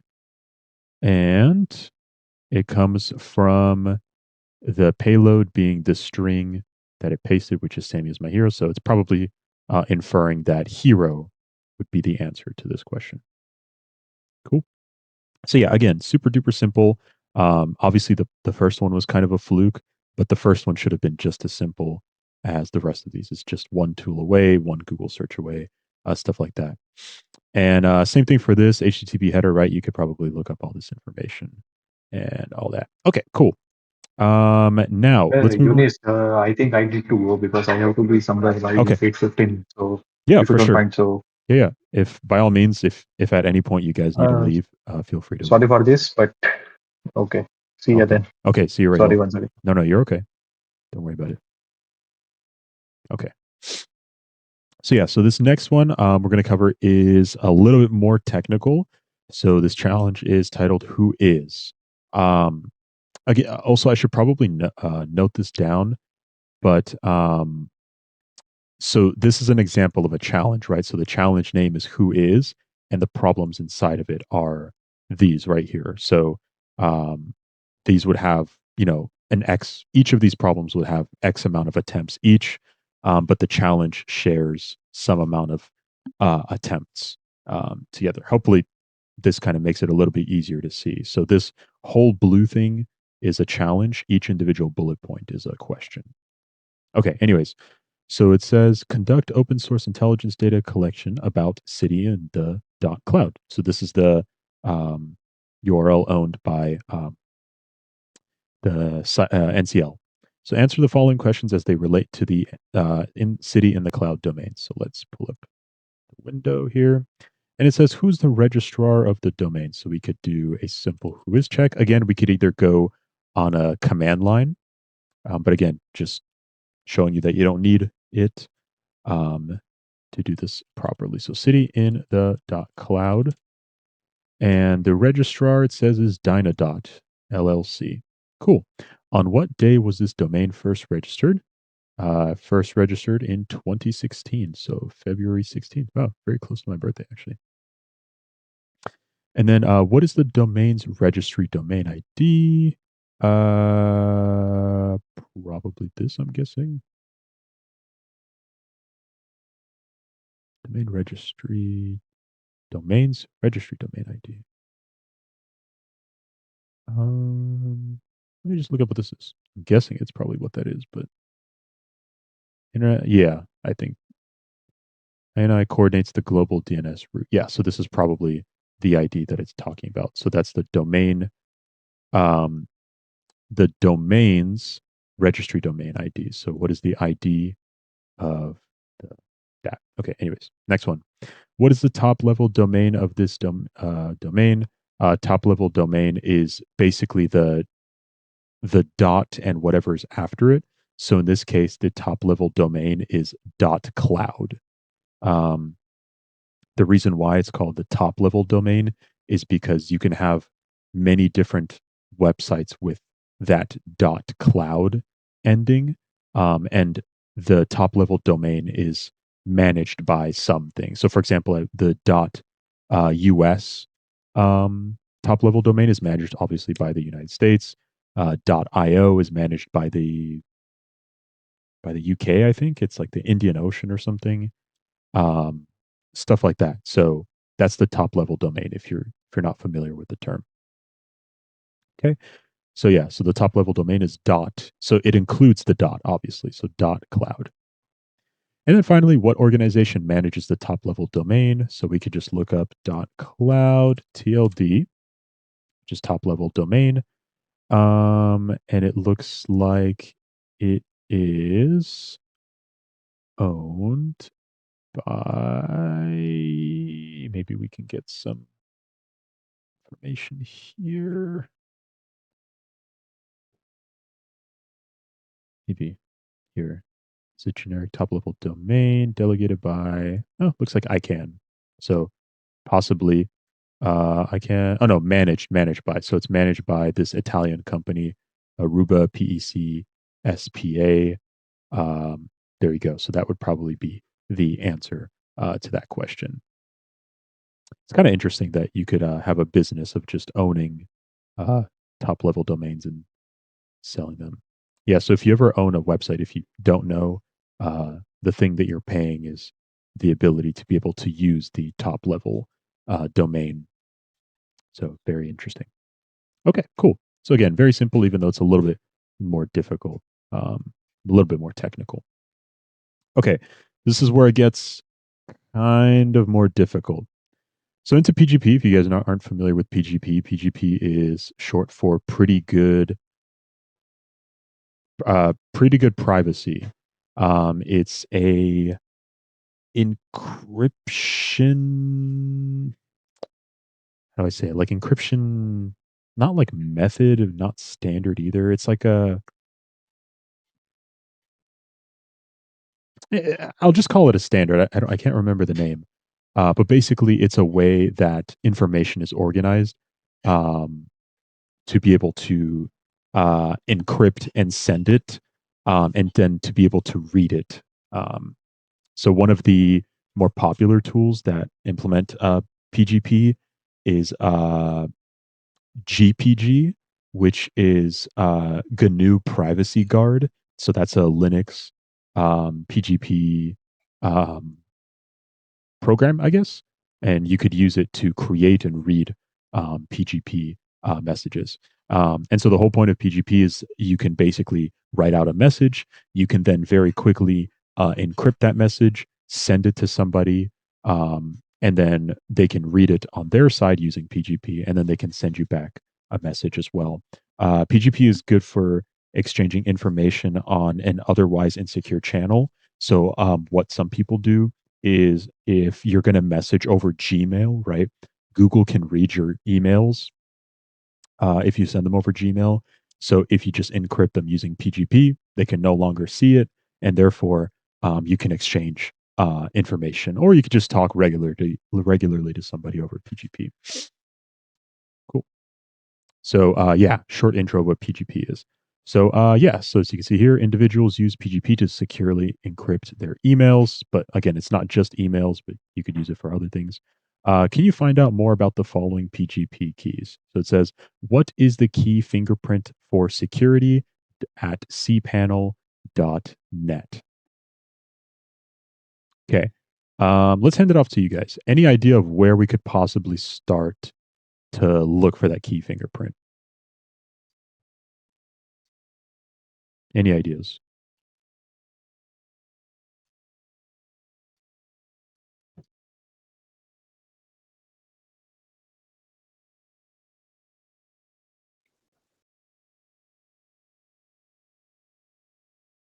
See. I'm not looking for like a specific answer, but like, if you can give a general, oh, maybe search this up, maybe. I'm not saying giving you. One tool I did use before was the Harvester Okay. in Cali. Yep. And if I recall correctly, Mhm. you can get like some information on PGP key servers. Okay. I'll Yeah. have to So look through the documentation again. for sure. Let's see. Yeah. The Harvester, uh, by the way, is just another OSINT tool. I thought I had it in my summary, but I guess I didn't. Yeah. It's comes bundled with Kali. Just another way to perform automated open source intelligence. Yes, so you could use that. Um, definitely. What about you, Josh? What do you think? Honestly, I don't really know. No idea. Okay, good. No problem. So, um, what we could probably do, right, if this question is regarding PGP and we're asked to look up, some key, whatever, we can maybe try to see if there's like a database of something that are called PGP keys, right? Even if I didn't know what PGP keys are, I could probably just start there, right? What are PGP keys? Maybe seeing if there's like a search for them. So let me see. So search PGP keys. Okay. And then here we have keys, keys.openpgp.org.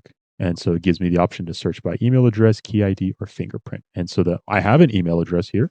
I have security at cpanel.net.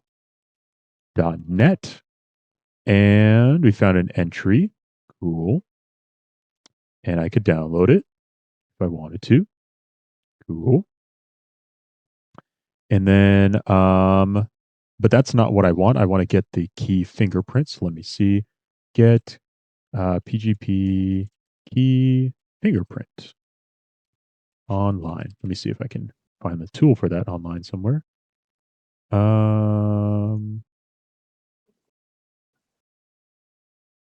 Maybe not. This might be something that you might need to use a tool for. A PGP key analyzer. Maybe this will be good. So let's go ahead and paste in that information. So let me open this up really quickly. Open with Notepad. Go. Okay. And if I copy this and paste it, let's see what it can analyze. And so here's the information that I have from that. So I have the user ID, the name, the email, when it was created, when it expires, in this case, never, and the fingerprint. Boom. So super cool. Yeah. So hopefully that kind of shows like a kind of a proof of concept. Even if I didn't know what PGP keys are, right, I could probably just look up PGP keys and see where if there's like a repository for them. And then obviously it gave me this weird .asc file, right? What can I do with that? I can maybe, like I said, just look up tools, PGP key fingerprint online. Super simple. Obviously, I had to go looking a little bit. It's not the first option, but still available. Okay, so that gives me the key fingerprint. Cool. Okay. Yeah, that makes sense. Okay. What about you, Robbie? Yeah. Okay. Sounds Makes good. sense. Okay. Cool. I'm not trying to make it like a tutorial or whatever. This is like Yeah. collaborative or whatever. So if you guys have a better route to do any of these problems, please do let me know. We're all trying to learn from each other. To be completely honest with you guys, I didn't do any of these exercises. I literally just copied them and pasted them. So I'm doing these for the very first time with you guys. Steven, you had something to say, or was it by accident? Okay, for sure. Got it. Okay, cool. So that's that. Next up, we have what email is associated with the key fingerprint. Do. So we already saw in the first website that we went to, actually, which was that um, the openpgp.org, whatever website it was. Here we go, keys.openpgp.org. So it said that we could look up by email, key ID, or fingerprint. So if I go ahead and copy this and paste it, um, it'll give me a file that I can open. Let's just do this code. Why not? And then I can go back to that website that I already don't remember what it was called. YubiKey analysis online. I think it was something like that. And there you go. Analyzer. Boom. Plop it in. Analyze. Try it one more time. Nothing. Let me try this here. Could also be that the database might be wrong. So let's see. Keys.openpgp.org. We could always try a different key server here. Try this one more time here. Do-do-do. Nothing. Okay, no user IDs. Interesting. Let's try MIT's. Or let's see, PGP key lookup.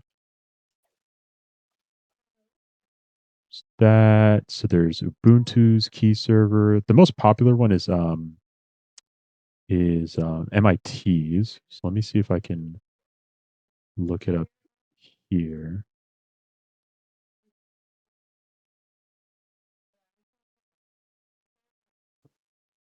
Looks like it's taking a second here. It's probably trying to.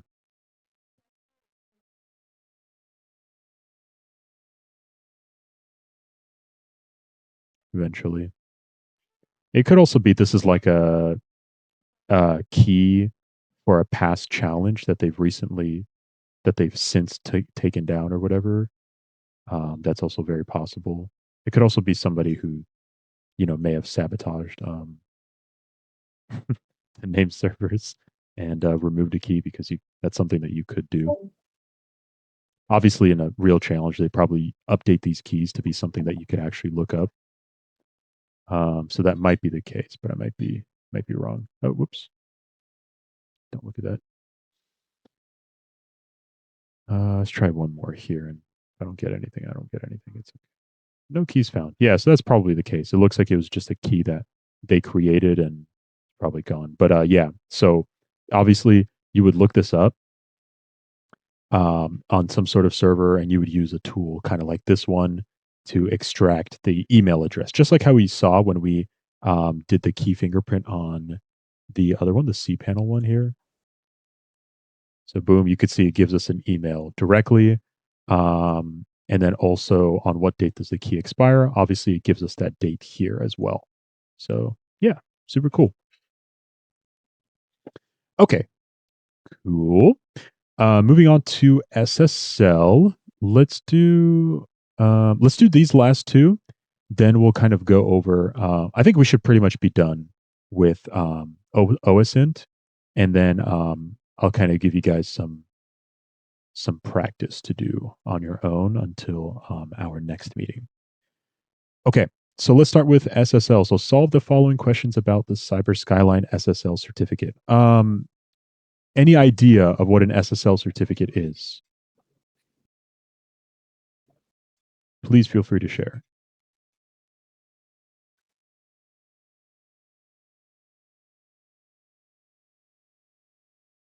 Okay, cool. Sounds good.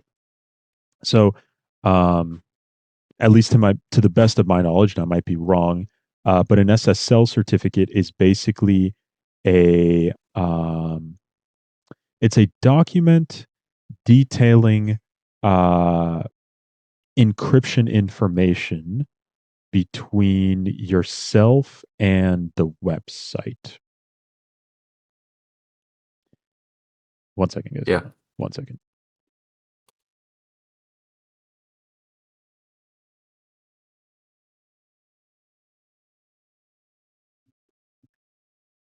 Sorry. Yeah. Sorry, what were you saying, Roby? I didn't hear you. That's it. That's it? It's Okay, just make us, yeah. cool. Yeah. So basically, an easy way to actually access that information, if I were to, let's just use Wiggle, for example. Yeah. So on your browser, if you see this kind of lock icon, that means you're, well, first of all, using HTTPS, which you could verify with the URL. HTTPS just stands for HTTP secure, which just means that the exchange from your device to the server is completely encrypted. Nobody in the middle can read the traffic. So that information about all the encryption stuff that needs to happen between you and the website um, can actually be found by clicking on this lock icon. So this lock icon will actually give me this connection secure. So if I open that up, it'll give me a little bit less detail. It doesn't directly say that this is the SSL certificate, but this is definitely something that you could look up. Like, you know, if you look on Google, like, oh, how to find SSL certificate. So if I click more information, what this will do is it'll open up a new window for me and it'll give me all the information. So you can see here the website is wiggle.net. We have verified by, so I could view the certificate if I really wanted to. So boom, all the different information. So you could see that it's encrypted using RSA 2048, stuff like that. Gives me a whole bunch of different information, all exchanged from my computer to the website and reverse. So yeah, if you wanted to find information about SSL certificates, that's where you would find it. So obviously, to find something about Cyber Skyline, we would need to go to Cyber Skyline's website. So if I go to Cyber Skyline on my other monitor here and pull it in, boom, we'll see the same lock icon right here.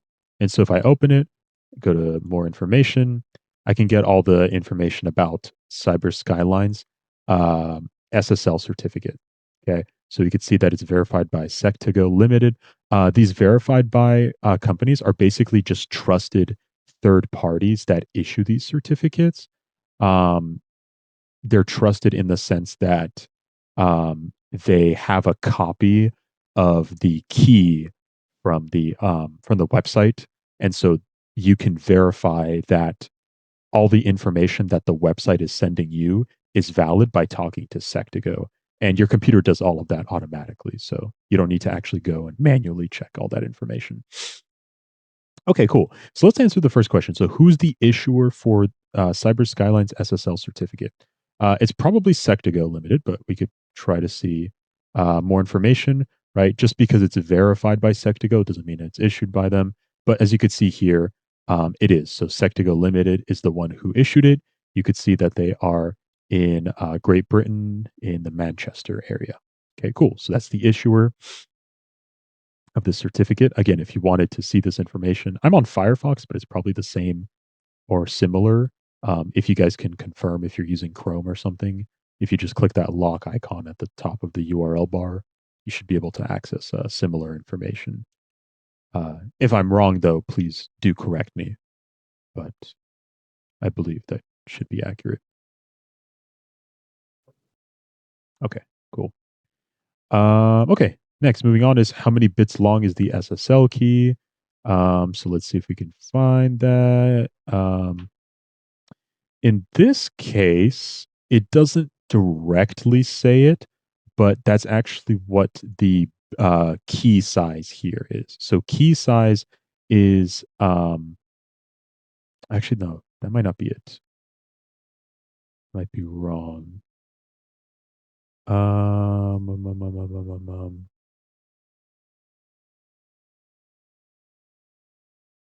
No. You know what? No, I am right. Yeah. So this key size tells us the size of the key. What I thought the question was asking for a second was how many bits long is the SSL certificate? And I'm like, okay, now I have to go and like download the certificate and figure that out. But no, I just misread it.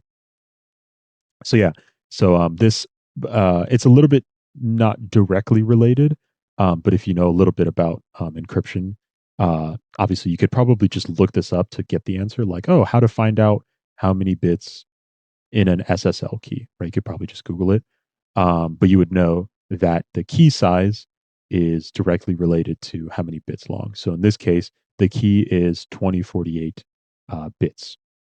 Okay, cool. And then finally, it says how many certificates are in the certificate chain. So not only can a website be certified, but it could also have multiple certifications. So in this case, I believe it just has two here. Um, if I'm not mistaken, I think the answer to that question would be two, because right up here we have two different uh, it, uh, people on the chain, but I might be wrong. Let me see. We could probably just look that up. I might as well just not guess that information. I should probably know that off the top of my head. So, certificate. Let's see. View SSL certificate chain. Let's see what that looks like. How to view certificate chain. Uh, let's just look up for my browser specifically on Firefox. View chain of trust. Yeah, I think I was on the right track there.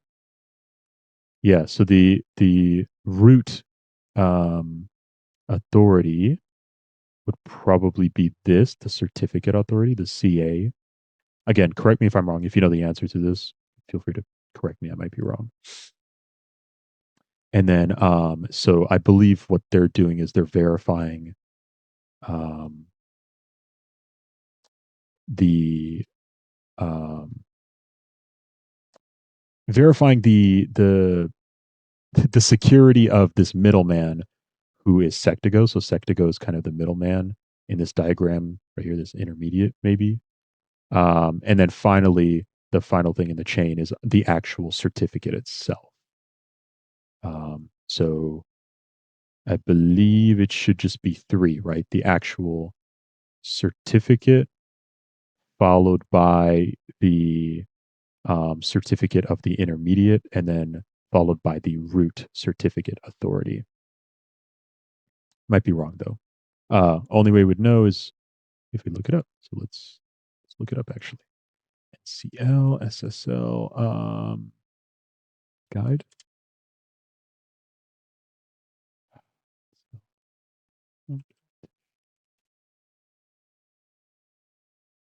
I'm just gonna look up the whole question. See if I can. There we go. Okay. So walk through. Yeah. So obviously this is the Chrome version. In this case, they don't have the little lock icon. Usually you do, but you could just click that little icon there. Connection is secure. Certificate is valid. Boom. You click on that and you get pretty similar information. And yeah, so it looks like here it just has a different view than mine. So mine has like this, Firefox has this horizontal view, whereas I did not mean to close it. Whereas Chrome has this hierarchical view.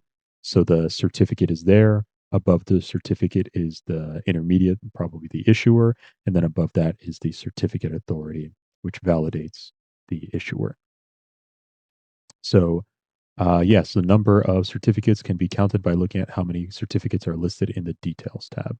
So yeah, obviously I have 3 here. Let's go to a different website and see what that could look like there. So view certificate. And yeah, in this case, it's also 3. And as you can see, it's different. So Track TV has the certificate, which was given by Google Trust Services, which was given by Google Trust Services. Okay, cool. Just wanted to verify that answer, just so I wasn't giving incorrect information. Okay, one last one, and then we'll be done. Last one is this barcode. So this is something more like a scenario base. So this, we were told that we intercepted a barcode, and we think that it might be hiding a flag. So let me go ahead and paste this in the comp channel here. Okay. So what format does the barcode use, and what is the flag hidden in the barcode? As kind of a last example, just to kind of finish it off, I want to kind of give you guys the opportunity to solve this. So yeah, if you could try to solve, does it look familiar? How so?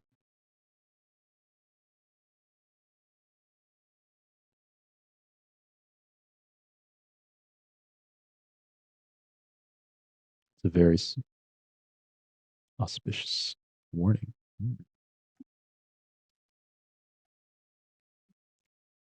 So yeah, give it a try, guys. Obviously, you're probably going to need to download it from Discord. If you can't, let me know. And then once you've downloaded it, you're going to need to probably figure out a way to decipher that information. So yeah, obviously, I'm pretty sure everything that I've done, I've pretty much solved all of these problems just by looking it up online. So you should just be able to solve these problems just by looking stuff up using your browser. Um, and I believe it goes for this problem as well. You should be able to solve this with just what's available on the internet. I know this especially for sure. Unlike the picture of the lamb, I know that one didn't exactly uh, go as expected, but yeah, this one will definitely should definitely work because it's not dependent on metadata.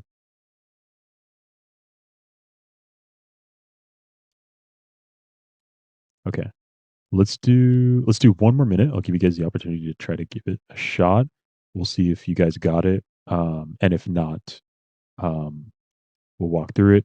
Once we're done, I'll just quickly go over some resources you guys can look at on your own time until our meeting on Saturday, where we'll go over the rest of um, what I had planned. So yeah, we'll do 30 more seconds and then we'll continue on.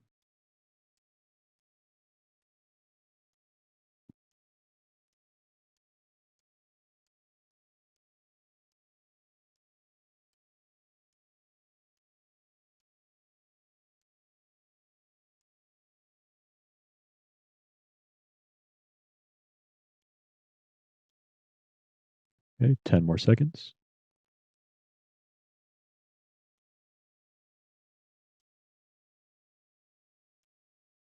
Okay, and let's take a look at this. So, were you guys able to answer these 2 questions?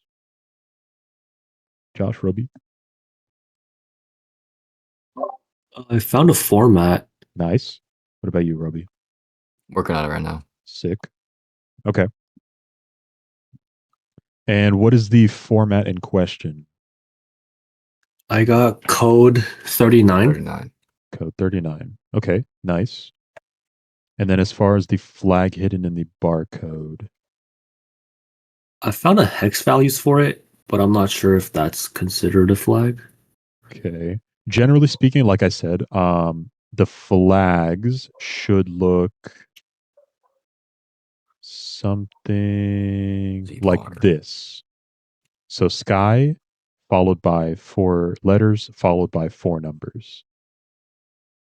So keep that in mind. That's what you should be looking out for. I'm going to try it myself really quickly. But if you found the hex values, maybe try looking up those hex values. Maybe that could be something useful. Maybe.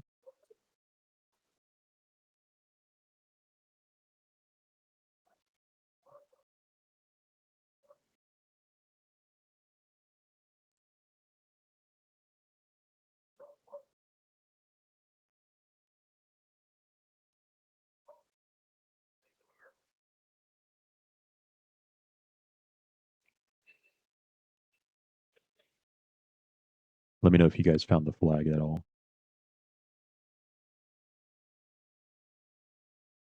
Oh, I found it. Oh, nice.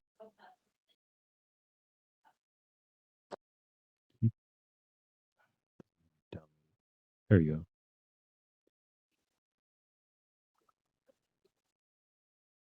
You could also try using your phone if you have it like on your computer. You could use your phone camera to read it if you didn't want to download it.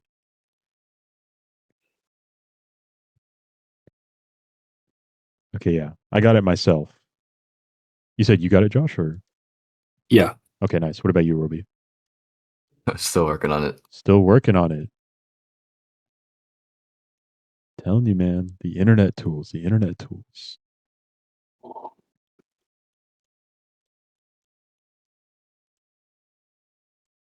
Okay, I'll give you 30 more seconds, and then we'll get into it. Just because you guys had a head start, and I was able to find it pretty quickly. But again, it might be the tool itself. Also, sometimes might not be working, like the lamb image, for example. Okay, let's go ahead and okay, Roby, last chance. Did you find the flag? Ah, Okay, you go ahead, bro. Go ahead. sounds good. Josh, can you tell me what that flag is, please? Yeah, I got Sky UZLU 5635. Sick. That's exactly what I got as well. Yeah. So, uh, yeah, Roby. I went to this website first, and it actually wasn't really working. So I just tried this other one down here. This one you have to specify the type of barcode, but I think it's pretty simple to see which one. Yeah, just simple upload, read, and then boom, it gives it to me in plain text. So yeah, takes like I don't know 30 seconds maximum, which is really good. I think that's the good thing about web-based tools is that they're very very quick if you find the right one. So yeah, obviously speed isn't like the biggest thing. It's about actually solving the problem. It doesn't really matter how you solve it as long as you solve it.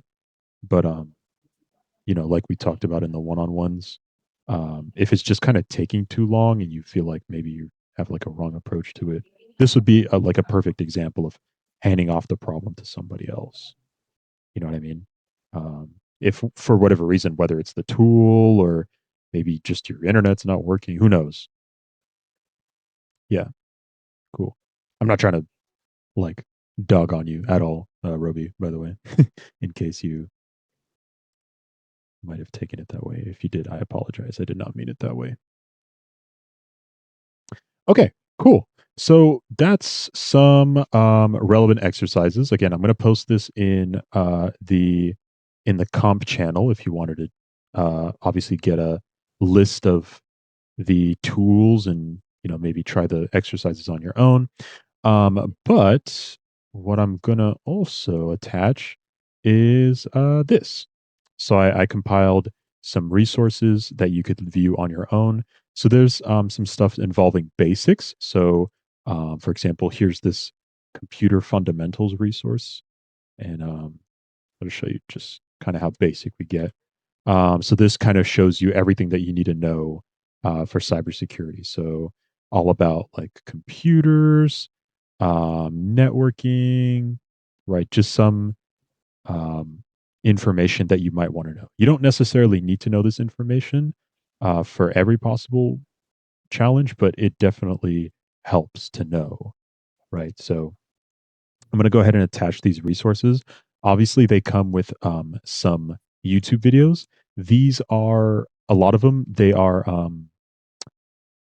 from Cyber Skyline. They uploaded like video walkthroughs of um, of some problems, but they also walk through um, more harder questions and show you like how you could possibly solve one of them. I saw one for like a web exploitation video, and that got like super like crazy deep. I honestly don't even know how the heck the guy figured out the solution for it, but you know what I mean. It was still impressive nonetheless. So yeah, I'm gonna compile both these resources here that I have highlighted, as well as the notes that we went over together into a single Markdown doc. I'll post it in the comp channel. And so if you guys could on your own time, at least take a look at it. If you don't want to look at the YouTube videos, that's fine. Just have a read through some of the information here, maybe skim some of the videos for some information that you might want. If there's a specific video that you want to be interested in learning about, because they have some cool stuff in terms of like cryptography and password cracking that we get into later on, and they showcase stuff like that. Definitely take a look at it. Okay, I want to thank you guys for meeting with me today. I know the meeting was a little bit long, so I want to thank you guys for your time. Any questions before we depart for today? Oh, got a quick question. Yes. On the day of our team, a day of our team Team game. Mhm. competition, yeah. Are we like meet in person to do it, or We what's the general don't idea? we don't need to, but I mean, if we all want to, yeah, we could. It definitely would help with like communications and stuff like that, and it would make it Hmm. easier to like problem solve because you could just like, hey, come look at this problem, and it's like right on my screen. So it's going to depend. If only like maybe one or two people are only available, maybe not. But if like a majority of people are available, yeah, we could do something in person, and for everybody else, they could just do it online if they feel like. Oh, got you. Okay. Yeah, it's going to depend on everybody. Yeah, good question though. Any other questions at all? Okay, for sure. You still there, Stephen? By the way, or I don't know if you're just hanging out. Oh, Yo. dude. Okay, sick. Well, thank you for sticking around. Thank you for being Yeah, like a really good resource for us. of Are you gonna course. are you Yeah, gonna try to? happy to. Sorry, go ahead. Yeah, I was just gonna say happy to like try and help you guys however I can if you ever have questions about like tools or anything like career stuff like CTFs. I've done a few. I didn't actually ever do like any big competitions like you guys are doing in college. So big kudos to you. I'm excited to see how that goes for you all. And yeah, I'm here to support you guys however you need. Like I said, yeah, feel free to reach out, DM me, whatever you guys want. Um, but if you want, Eunice, after the meeting, if you want to hang on for a second, that would be cool. I just have a couple things I wanted to go over, but don't know if everyone is a need to know. Yeah, sounds good. Okay, But no, I appreciate you guys having me here, and yeah, like I said, I'm happy to help however that comes about. And excited to see what you guys do in the competition. yeah, thanks, Stephen. Cool. Yeah, obviously, like, um, Stephen's a very invaluable resource. I actually met with him last semester when he came and like talked about his work. Like I said, he's an alumni, so he used to go to CCLB, obviously, part of the club and stuff like that. But under a different leadership, we're a much better leadership, right, Stephen? Absolutely. You guys have much more of a handle on it than we did. That's for sure. So it's awesome to see how far the club has come and that there's like a lot of interest. Like the fact that you guys are able to put together a comp team is like leagues ahead of where we were. So it's awesome to see that kind of stuff, and definitely want to help do whatever I can to help that kind of stuff grow. So Thank you, Stephen. Sorry if that felt a little personal for you. I was just joking. no, it's all good. Like I said too, it's like, and if you ever have questions about like Yeah. work or getting a job or that kind of stuff too, I'm happy to give like professional advice. And I think I talked to Enzo as well. I'll be coming back and giving another similar talk this semester or next, to what I did last year. Yeah. So I'll get the chance to meet you guys in person if you guys are at the GBMs. Yeah, please. Yeah. By the way, Stephen, if you want to just like quickly, very like briefly go over like what you do, just Yeah, absolutely. So I like Eunice mentioned, I graduated from Cal State Long Beach in 2023. So I'm 2 years out now, and I've been working basically full time as a cyber engineer, cyber operations engineer at a automotive company, and it's been quite a learning experience, but it's been good stuff. So like legitimately, I was actually helping what's it called? I think Cal State Fullerton is preparing something for like some fishing thing, and last night I work fishing a lot at my own job, and so I know the tools and techniques that hackers are using to like craft phishing emails these days, because I see them on pretty much like a daily basis. So if you guys have any questions about like what the day-to-day operations of like a cyber engineer or like blue team person would be, I'm happy to help answer those kind of questions to the best of my ability as well. cool. Well, thank you, Stephen. Again, like I always said, you're an invaluable resource. I No, think I you're appreciate it. I think you're a direct You're inspiration. gassing me up too much, man. You guys are at a much further place than I was when I was in your shoes. So yeah, I'm excited to see where you guys end up with all the cool stuff that you're doing. Seriously, like that comes from bottom of my heart. So I'm really excited to see what the club's going to become. Okay, guys, I don't want to hang you guys on for too long. I know the meeting's been kind of a while. Again, thank you guys for coming in. Hopefully hopefully you learned a lot. That's what I try to do. If you have any comments about my presentation, please do let me know. I'm trying to improve. If I talk too much or if I didn't explain something well enough, please let me know. I'm only trying to make the presentation better. Otherwise, you guys are all set to go. I'm going to talk to Steven, and then oh no, one other thing before you guys go. For the Saturday meeting, I actually already had something planned prior, so I won't be available for the meeting. However, I'm going to try to see if somebody will be able to fill in for me. I have all the materials ready to go, so I'm just going to try to see if somebody can kind of present it, uh, teach about it, and stuff like that. Just so we don't waste like a day. Otherwise, we just kind of lose a day in preparing. So I'll let you guys know. Just keep an eye out on the comp channel. I'm generally not going to be doing DMs anymore. Just make sure to keep an eye out on the comp channel to see any updates for Saturday. For right now, assume that there will be no meeting unless I specifically say otherwise. Cool. Okay. Anyways, that was the last thing. I'll see you guys next Thursday. See you guys. Bye bye. Yeah. Thank you so much. Have a nice day. Of course, you too. Bye, guys. See you guys soon. See you guys. All Yeah, so the right. only thing I really had, I was just regarding the club advisor situation. And funny you mentioned Jackaloni, because I was actually on campus today talking to Yeah. Jackaloni.